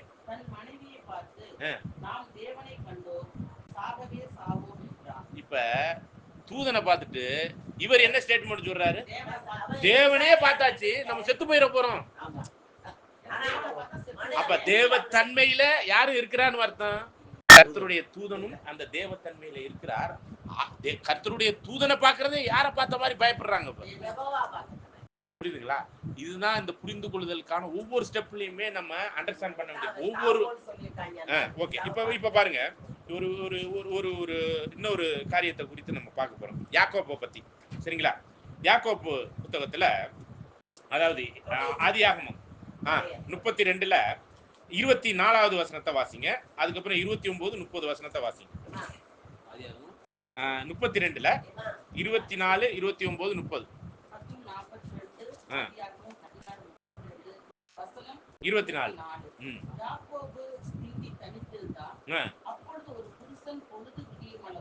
ஒரு புருஷன், ஒரு மனுஷன் வந்து யார்கிட்ட போராடிக்கிட்டு இருக்காரு? யாக்கோபு கிட்ட போராடுறாரு. அப்பதான் அந்த யாக்கோபுக்கு என்ன பேர் வைக்கிறாருன்னா இஸ்ரேல். ஈஸ் அப்படின்னா மனுஷன், ஏல்னா தேவன். மனுஷனோடும் தேவனோடும் போராடி மேற்கொண்டதுனால, அதாவது அங்கே தேவத்தன்மையில யார் வந்திருக்காருன்னா ஒரு மனுஷனா வந்திருக்கிறார், ஒரு நபர். அவர் தான் அந்த தூதன். அந்த தூதனோட யார் போராடிக்கிட்டு இருக்கிறா? அப்ப தேவத்தன்மை உள்ள ஒரு மனுஷீக தன்மையில இருக்கிற ஒருத்தர்கிட்ட போராடும் போது ஜெயிக்கிறதுக்கு யாக்கோபுக்கு அவ்வளவு பவர்.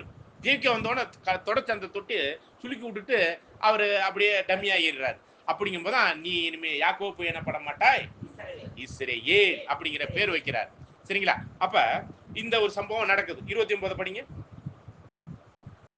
அதுல 29.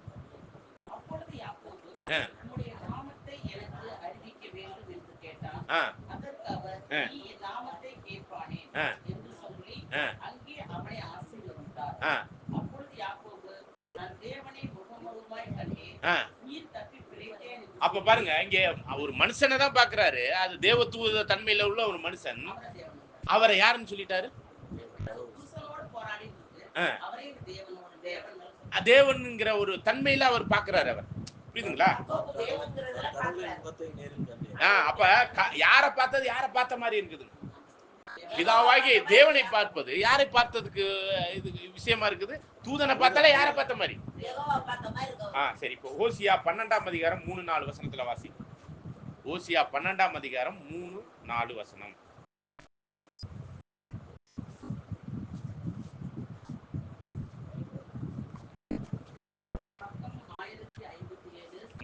இன்னும் ஒரு 5-6 வசனத்தோட நம்ம நிறைவு பண்ண போறோம் இந்த கூடுகை. சரிங்களா? அப்படி 3-4.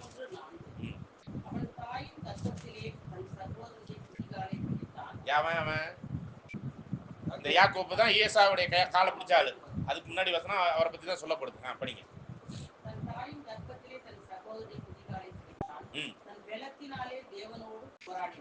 தன்னுடைய பலத்தினால் யாரோடு போராடினான்?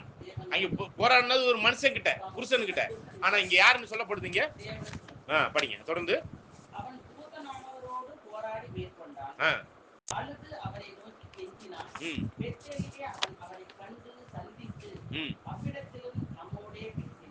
பாத்தீங்களா? அப்ப பெத்தேல்ல படியில ஏறி இறங்குற மாதிரி அங்கேயும் யாரு சந்தித்து தான் பேசினது? இந்த கர்த்தருடைய தூதனை தான் பார்த்தார். புரியுதுங்களா? அப்ப எந்த இடத்துலலாம் எகோவான்னு வருதோ, எகோவாவினுடைய பிரதிநிதியாக சமூகத்தின் தூதனா இருக்கிற ஒருத்தர் வந்து தான் அவர் என்ன பண்ணிட்டு இருந்திருக்கிறார்? யாரோட டீல் பண்ணி இருக்கிறார்? பழைய ஏற்பாடு முழுவதும் பேசினதெல்லாம் நம்முடைய ஆண்டவராகிய கிறிஸ்து மட்டும்தான். சரிங்களா? இப்ப கடைசியா ஒரு சாம்பிள், நிறைய சாம்பிள் இருக்கு. கடைசியா ஒரு 2 சாம்பிள் மட்டும் பார்த்துட்டு இந்த ஒரு பழைய ஏற்பாட்டில் யார் வந்து தரிசனமாகி பேசினது, அது தரிசனமானது அப்படிங்கிறதுக்கெல்லாம் கடைசியா ஒரு 2 இதை பத்தி நம்ம பார்த்துட்டு நிறைவு செய்யலாம். சரிங்களா? 2 பாயிண்ட் தான் பார்த்துட்டு நிறைவு செய்யலாம். சரிங்களா? ஓகே. அப்போஸ்தலர் 7ஆம் அதிகாரத்துல 35. இப்ப நீங்க அதே மாதிரி ஆதியாகமம் யாத்திரையாகமம் 3ல 2-3-4 படிச்சிருங்க. யாத்திரையாகமம் 3ஆம் அதிகாரம் 2-3-4.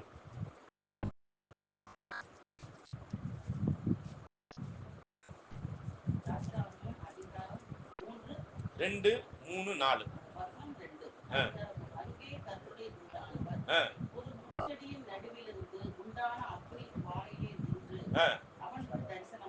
யாருக்கு? மோசைக்கு அக்னி ஜுவாலையில அந்த முச்செடியில தரிசனமானாரா?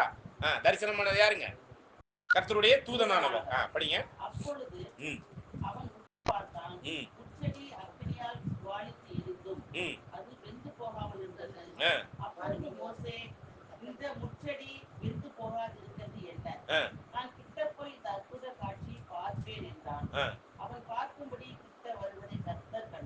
யெகோவா கண்டார். படிங்க.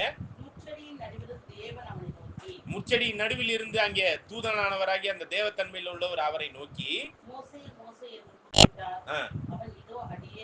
ஓகே, இதே வசனத்தை அப்போஸ்தலர் 7:35 எழுதிருக்கு, படிக்கலாம். அப்போஸ்தலர் 7:37.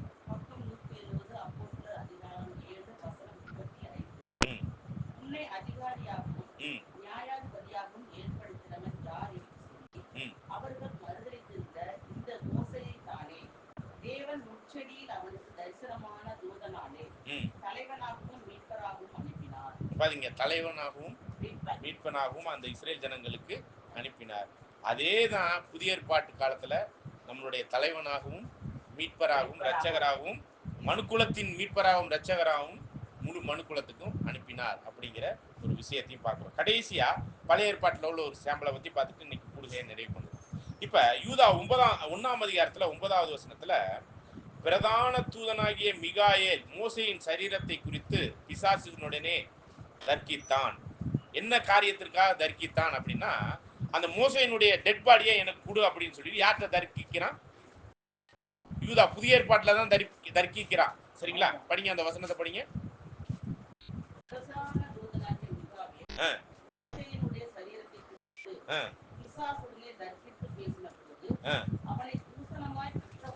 அதான் மிகாயேல் தூதன் சாத்தானை பார்த்து தூசணமா அப்படின்னு சபிக்காம, நீ உன் வேலையை பார்த்துட்டு போ, என்கிட்ட பிரச்சனை பண்ணாதுன்னு ஒதுங்குறாராம். இந்த மிகாயேல்ங்கிற தூதன். சரிங்களா? படிங்க. அவனை தூசணமாய் குற்றப்படுத்த துணியாமல் கர்த்தர் உன்னை கடிந்து கொள்வாராக என்று சொன்னார். ஓகே. இப்போ இது வந்து இந்த இடத்துல மிகாயேல் தூதன் கிட்ட தான் என்னமோ மோசேயினுடைய டெட் பாடி இருக்கிற மாதிரி ஒரு அனுமானத்துல சாத்தான் யாருடைய டெட் பாடியை கேட்கிறான் இப்ப மிகாயேல் தூதன் கிட்ட? மோசே கிட்ட. இப்ப இந்த மோசேயினுடைய டெட் பாடியை யார் அடக்கம் பண்ணது அப்படின்னு பாத்தீங்கன்னா உபாகமம் 34 5 6 வசனத்துல இன்னைக்கு வரையும் அவருடைய டெட் பாடி எங்க இருக்குன்னு தெரியல. யார் தான் அடக்கம் பண்ணதா இங்க வசனம் இருக்குன்னு பாருங்க, போய் படிங்க. உபாகமம் 34 5 6 வசனம்.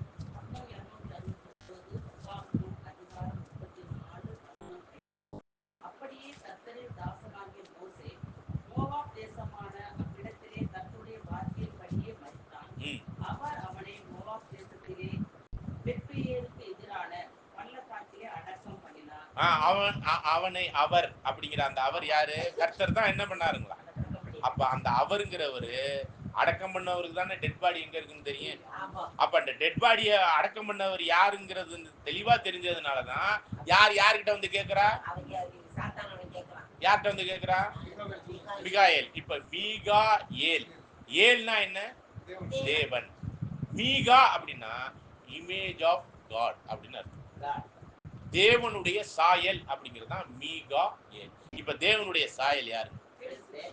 அப்ப மிகாயேல்ங்கிற தூதன் யார்?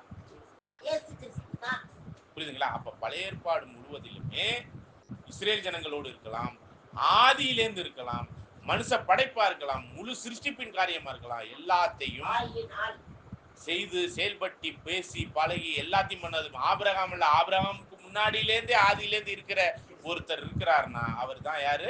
மிகாயேல் என்கிற ஒரு தூதனாக. ஓகே. இப்ப இந்த பாடத்தை என்ன ஒரு கேள்வியோடு நம்ம முடிக்கிறோம்னா, பிதாவாகிய தேவன் தான் இந்த மிகாயேலை படைத்திருக்கணும். அது அப்புறம் பார்ப்போம் நம்ம. ஆனா அவர் மிகாயேல் என்னும் தூதனாக படைத்தாரா அல்லது வேற எதுவுமா படைச்சாரா? கேள்வியை புரிஞ்சுக்கணும். நம்முடைய ஆண்டவராகிய இயேசு கிறிஸ்துவ தூதனா படைச்சாரா? மிகாயேல்னு வந்துருச்சு ஒரு இடத்துல, அதிசயம்னு பாக்குறோம். இவராக இருக்கும்போது மிகாயேல்ங்கிற தூதனாக படைத்தாரா வேற எதுவுமாக படைத்தாரா? புரியுதுங்களா? நல்லா புரிஞ்சுக்கங்க. அவரை தூதனாக படைக்கவில்லை, ஆனா தூதனுடைய வேலையை செய்தார். நல்லா புரிஞ்சுக்கங்க. இதுதான் நீங்க கரெக்டா புரிந்து கொள்ளணும். இப்ப நம்ம என்ன சொல்றோம்னா, நிறைய பேர் தூதனாக படைத்தார் பிதாவாகிய தேவன் சொல்றாங்க. அது முற்றிலும் தவறு. அது முஸ்லிம் சொல்றது. சரிங்களா? அது கிறிஸ்தவர்களே நிறைய சொல்றாங்க. ஜெகோவா விட்னஸ் அப்படிதான் சொல்றாங்க. சரிங்களா? அவரை தூதனாக படைத்தார் என்று சொல்றாங்க. அவரை படைக்கவில்லை. ஆனா அவர் அநேக தூதர்களை முதல் உலகத்துல படைச்சு அனுப்பும்போது அவர்கள் என்ன பண்ணிட்டாங்க? கீழ்ப்படியாமை உள்ளவர்களை போயிட்டாங்க. பாத்தீங்களா? அந்த தூதனுடைய வேலையே இவர் செஞ்சார். ஆனா அவரை படைத்தது பிதாவாகிய தேவன் எப்படி படைச்சார்னா ஒரே பேரான குமாரனாக படைத்தார். நல்லா புரிஞ்சுக்கலாம். தேவனுடைய ஒரே பேரான குமாரனாக படைத்தார். ஒரே ஒண்ணுதான் பிதா படைச்சார். வேற எல்லாம் யாரால் படைக்கப்பட்டதுன்னு பாத்தீங்கன்னா, தேவனுடைய ஒரே ஒரு படைப்பு எதுன்னு பாத்தீங்கன்னா நம்முடைய ஆண்டவராகிய அவர் மிகாயேல் என்னும் நாமத்தினால் பழைய ஏற்பாட்டுல பேரளவுல சொல்லப்பட்டார். சரிங்களா? அதிசயமானவராக சொல்லப்பட்டார். ஆனா அவர் உறவு முறையில பார்க்கணும்னா தேவனுடைய ஒரே ஒரு படைப்பு, ஒரே பேரான படைப்பு யார் மட்டும்தான்? நம்முடைய ஆண்டவராய கிறிஸ்து மட்டும்தான். சரிங்களா? நம்மெல்லாம் தத்தெடுக்கப்பட்ட பிள்ளைகள்னு வச்சுக்கலாம். நல்லா புரிஞ்சுக்கலாம். நம்மெல்லாம் யாரு? தத்தெடுக்கப்பட்ட. அவருடைய நேரடி ஒரே படைப்புக்குரிய ஒரே குமாரன், அவரால் படைக்கப்பட்ட ஒரே படைப்பு. மற்றதெல்லாம் நீங்கள் நான்லாம் யாரால படைக்கப்பட்டோம்? இதெல்லாம் அடுத்த கூடுகையில நான் தெளிவா பார்க்கணும். சரிங்களா? ஓகே. அப்ப இந்த கான்செப்டோட நம்ம என்ன கன்க்ளூஷனுக்குள்ள வரோம்னா, ஒரு முடிவுக்குள்ள வரோம்னா, பழைய ஏற்பாடு முழுவதிலும் யெகோவா என்னும் நாமத்தினால வந்த தூதனானவர் யாருடைய நாமத்தினால வந்தார்? அவருடைய நாமம் யாருக்குள்ள இருந்துச்சு? அந்த தூதனுக்குள்ள இருந்துச்சு. அவர் ஆண்டவர் முதலாம் வருகையில வரும்போது யாருடைய நாமத்தினால வந்தேன்னு சொன்னார்? பிதாவினுடைய நாமத்தினால வந்தேன்னு சொன்னார். பழைய ஏற்பாட்டிலும் யாருடைய நாமத்தினால வந்து செயல்பட்டார்? அதனால யெகோவாவினுடைய நாமத்தினாலதான் அந்த மிகாயேல் தூதனாகவோ யெகோவாவினுடைய பேரோட தான் அவர் செயல்பட்டார். அந்த நாமம் யாருக்கும் விளங்கினது? குமாரனுக்கும் இருந்துச்சு அப்படிங்கிற ஒரு விஷயம் தான். அந்த நாமத்தை பிதாவே நீனு என்ன பண்ணிக்க, என்னுடைய நாமத்தை உனக்குள் வைத்துக்கொள் அப்படின்னு அவங்க அதிகாரம் கொடுத்தாரா இல்லைங்களா யாத்திரையாமத்துல. அப்ப அந்த ஒரு விஷயத்துலதான் அந்த நாமம் யாருக்கும் உரியதா இருக்குது, அந்த கர்த்தருங்கிற நாமம் யாருக்கும் உரியதா இருக்குது.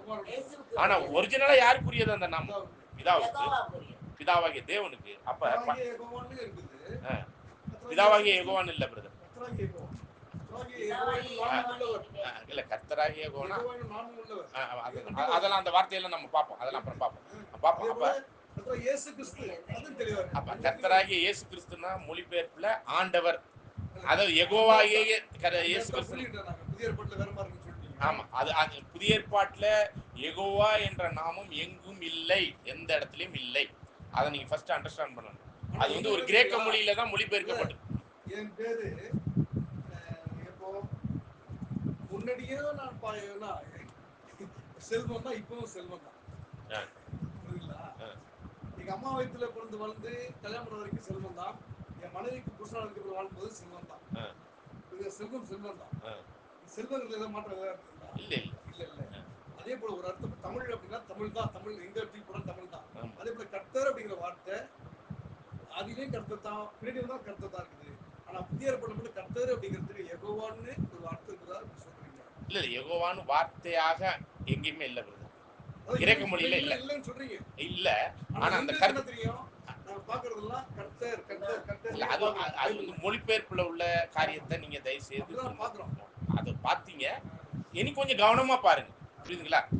ஏன்னா பழைய ஏற்பாட்டுல மட்டும்தான் யெகோவாங்கிற வார்த்தை இருக்கு. புதிய ஏற்பாட்டுல கிரேக்க மொழியில எழுதப்பட்டிருக்கிறதுல ஒரு இடத்துல கூட யெகோவான்னு இல்ல. அதெல்லாம் நம்ம அடுத்தடுத்த கூடுகையில நம்ம தெளிவடையலாம். இப்ப என்ன புரிந்து கொண்டோம்னா, பழைய ஏற்பாடு முழுவதிலுமே டீல் பண்ணது யார் மட்டும்தான்? சரிங்களா? அவர் யாருடைய நாமத்தினால் செயல்பட்டார்? அப்ப அதனாலதான் ஆண்டவர் சொன்னார், பிதாவை ஒருவரும் ஒரு காலம் கண்டதும் இல்லை, அவருடைய சத்தத்தை அதெல்லாம் பார்த்தது கேட்டதெல்லாம் யாரு? என்னை நாளை காண ஆசையா இருந்து கண்டு களி கூர்ந்ததும் சரி, ஆபிரகாமுக்கு முன்னாடில இருந்து இருக்கிற மணிக்குலத்தோடு டீல் பண்ணதும் சரி, யார் மட்டும்தான்? சரிங்களா? நீங்க எந்த இடத்துல போய் பாத்தீங்கன்னாலும் ஆண்டவர் தான் வந்து நிற்பார். ஓகே, இப்ப இதோட இந்த கூடுகையை நம்ம ஒரு லெவலுக்கு புரிந்து கொண்டதோடு நம்ம ஸ்டாப் பண்ணிக்கலாம். அதுக்கப்புறம் நம்ம இப்ப கேட்ட கேள்விகளுக்கான ஒரு விஷயத்தெல்லாம் அடுத்தடுத்த கூடுகையில தெளிவடையும். இப்போ நம்ம ஒரு தெளிவடைஞ்சிருப்போம். பழைய ஏற்பாடு முழுவதிலுமே யார் தான் டீல் பண்ணதுன்னா நம்முடைய கிறிஸ்து தான் டீல் பண்ணார வந்து பிதா நேரடியாக மனுக்குலத்தோடு எப்பையும் டீல் பண்ணது இல்லை. சரிங்களா? அது ஒரு காலம் இருக்கு, ஃபியூச்சர்ல அது டீல் பண்ணுவார். இன்னொன்னு புரிஞ்சுக்கிட்டோம், இந்த பைபிள்ல வந்து இவரே மெய்யான தேவன் இருக்குல்ல, அது புரிஞ்சுக்கிட்டோம். இதுல அவர் இருந்துச்சு, அது வந்து கிறிஸ்துவ போட்டுருந்துச்சு. அப்ப ரெண்டுக்குமே இப்ப வந்து இல்ல, ஒவ்வொன்னா நம்ம ஸ்டெப் பை ஸ்டெப்பா கிளியர் ஆகும். இப்ப நம்ம ஃபர்ஸ்ட் பார்ட் பழைய ஏற்பாட்டினுடைய தத்துவங்களை ஃபர்ஸ்ட் புரிஞ்சுக்கோங்க. அதுக்கப்புறம் நம்ம புதிய ஏற்பாட்டினுடைய மொழிபெயர்ப்பினுடைய காரியத்தில் உள்ள மற்ற ஏனைய தத்துவத்தை ஃபர்ஸ்ட் புரியும். கிறிஸ்துவை புரிஞ்சுக்கிட்டீங்கன்னா தான் யாரை அறிய வேண்டியபடி அறிஞ்சிக்க முடியும். சரிங்களா? இப்ப இந்த பாட்டோட நம்ம இந்த வாரத்தினுடைய கூடுகையை நிறைய செய்வோம்.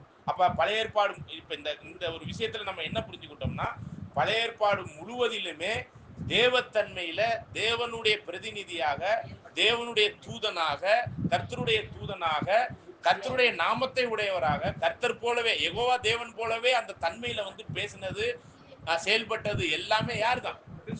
அங்கே தேவனோடு போராடினார் யாக்கோப்னா அது யார் தான்? சரிங்களா? அப்ப அங்கே இது யாரு சிம்சோனுடைய அப்பா கிட்ட வந்து அங்கே பேசினது இதெல்லாம் யார் தான்? கிறிஸ்து தான். அங்கே தேவனாகவே அவர்கள் அனுமானிக்கிற அளவுக்கு அந்த பவரோடு வந்து செயல்பட்டார். யாரு? தேவ தன்மையில் இருக்கக்கூடிய பிதாவாகிய தேவனுடைய தன்மையில் இருக்கக்கூடிய இன்னொருவர், அவர் தான் வார்த்தையானவர். அவர் ஆதியிலே வார்த்தை இருந்தது, அந்த வார்த்தை தேவ தன்மையோடு இருந்தது, அந்த வார்த்தை தேவனாயும் இருந்தது. இதுதான் இந்த விஷயத்துல நீங்க யோவான் 1ஆம் அதிகாரம் 1வது வசனத்துல என்ன புரிஞ்சுக்கணும்னா, தேவன் என்ற ஒரு தன்மையில ஒரு தனி நபர் இருக்கிறார், அவர் சர்வ வல்லமை உள்ள தேவன். அதே மாதிரி இன்னொருத்தரும் அதே தன்மையில இருந்திருக்கிறார். அவர் யாரு? அது வார்த்தையான லோகாஸ் என்று கிரேக்க பதத்துல சொல்லப்படுற ஆதியிலே இருந்து அந்த வார்த்தை இருந்திருக்கு, லோகாஸ் என்பவர். அந்த லோகாஸ் என்பவர் தேவனோடு இருந்திருக்கிறார். அப்ப தேவன் வேற, வார்த்தைங்கிற அந்த தன்மையில இன்னொருத்தர் இருந்திருக்கிறார். அவர் தேவன் போலவும் தேவ தன்மையிலும் இருந்திருக்கிறார் அப்படிங்கிறத மட்டும் யோவான் 1ஆம் அதிகாரத்துக்கான விளக்கத்தை புரிஞ்சுக்கலாம். இப்ப இப்ப நம்ம திருவிவிலியத்துல அந்த யோவான் 1ஆம் அதிகாரம் 1வது வசனத்தை படிக்கலாம் பாருங்க. இதுல படிக்கலாம். யோவான் 1ஆம் அதிகாரம் 1வது வசனம். தொடக்கத்தில் வாக்கு இருந்தது, அவ்வாக்கு கடவுளோடு இருந்தது, அவ்வாக்கு கடவுளாயும் இருந்தது. அவ்வாக்கு கடவுளாயும் இருந்ததுன்னு அந்த மொழிபெயர்ப்பு இருக்கு இல்லையா, கீழே குறிப்புல போட்டிருக்கிறாங்க. அது என்ன போட்டிருக்காங்கன்னு பாரு. அவ்வாக்கு கடவுளாயும் இருந்தது என்னும் சொற்றொடரை அவ்வாக்கு கடவுள் தன்மை கொண்டிருந்தது எனவும் மொழிபெயர்க்கலாம். அதாவது அவ்வாக்கு கடவுளாயும் இருந்ததுன்னா கடவுள் தான் அவர் தான் அப்படி இல்ல, அதே கடவுளுடைய என்னென்ன தன்மை இருக்கோ அதே தன்மை எல்லாம் யாருக்கு இருந்துச்சு? வார்த்தை என்னும் அந்த தேவத்தன்மையில் உள்ளவருக்கும் இருந்துச்சு அப்படிங்கிறதை மொழிபெயர்க்கலாங்கிறார். ஒருபோதும் வந்து இயேசு கிறிஸ்து தேவன் என்று சொல்ல முடியாது. பிதாவாகிய தேவன் என்று சொல்ல முடியாது. அப்படி சொல்லுங்க. தேவன் தேவ தன்மையில இருந்தா இப்ப ஒண்ணு இல்ல, சிம்பிளான இப்ப நீங்க நல்லா புரிஞ்சுங்க. நான் அதுக்கு ஒரு எடுத்துக்காட்டு சொல்லிடுறேன். தேவனுடைய ஓகே அதுக்கு தான் வரேன். தேவன் இல்லன்னு சொன்னாவே அந்திகிறிஸ்து. ஆமா. அப்ப என்ன, நல்லா கவனிங்க. பாருங்க, நல்லா கவனிங்க. பாருங்க, தேவனுடைய வார்த்தை உடையவர்கள்லாம்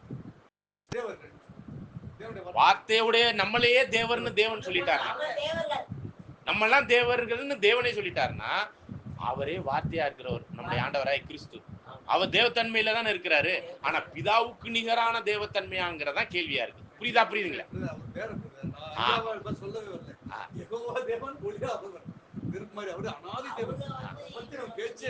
இல்ல, ஏன்னா அவருக்கு ஒத்த அந்த தேவத்தன்மையில இல்ல.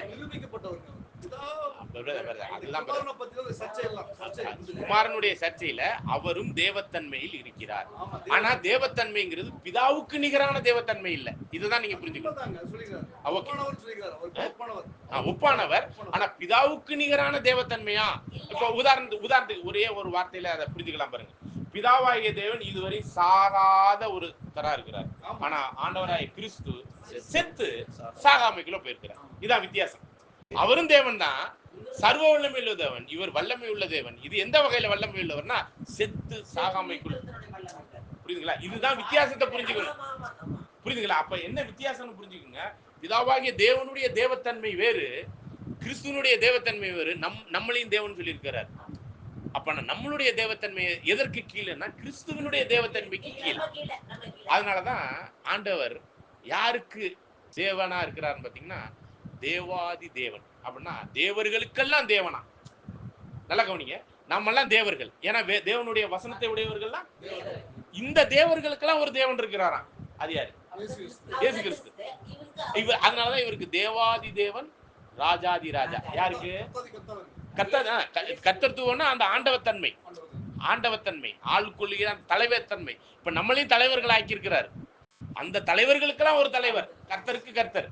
இந்த கர்த்தருக்கெல்லாம் சர்வ வல்லமை உள்ள தேவன், மகாராஜா. இப்படியாக அந்த யெகோவா என்னும் நாமத்துக்கே உரிய ஒரே தேவன் யாருன்னா பிதாதான். அந்த நாமத்தை உடையவர்களாய் கிறிஸ்துவும் இருக்கிறார். நமக்கும் அந்த நாமம் கொடுக்கப்படுது. அததான் இங்க நம்ம பார்க்கணும். ஓகேங்களா? அப்ப அந்த அந்த அந்த தன்மையில அவரை எங்கேயும் வசந்த இடத்துலதான் நம்ம வச்சு பார்க்க முடியும். நம்ம பிதாவை பத்தி நான் பார்க்கவே இல்லை. யாரை பத்தி தான் பார்த்திருக்கிறோம்?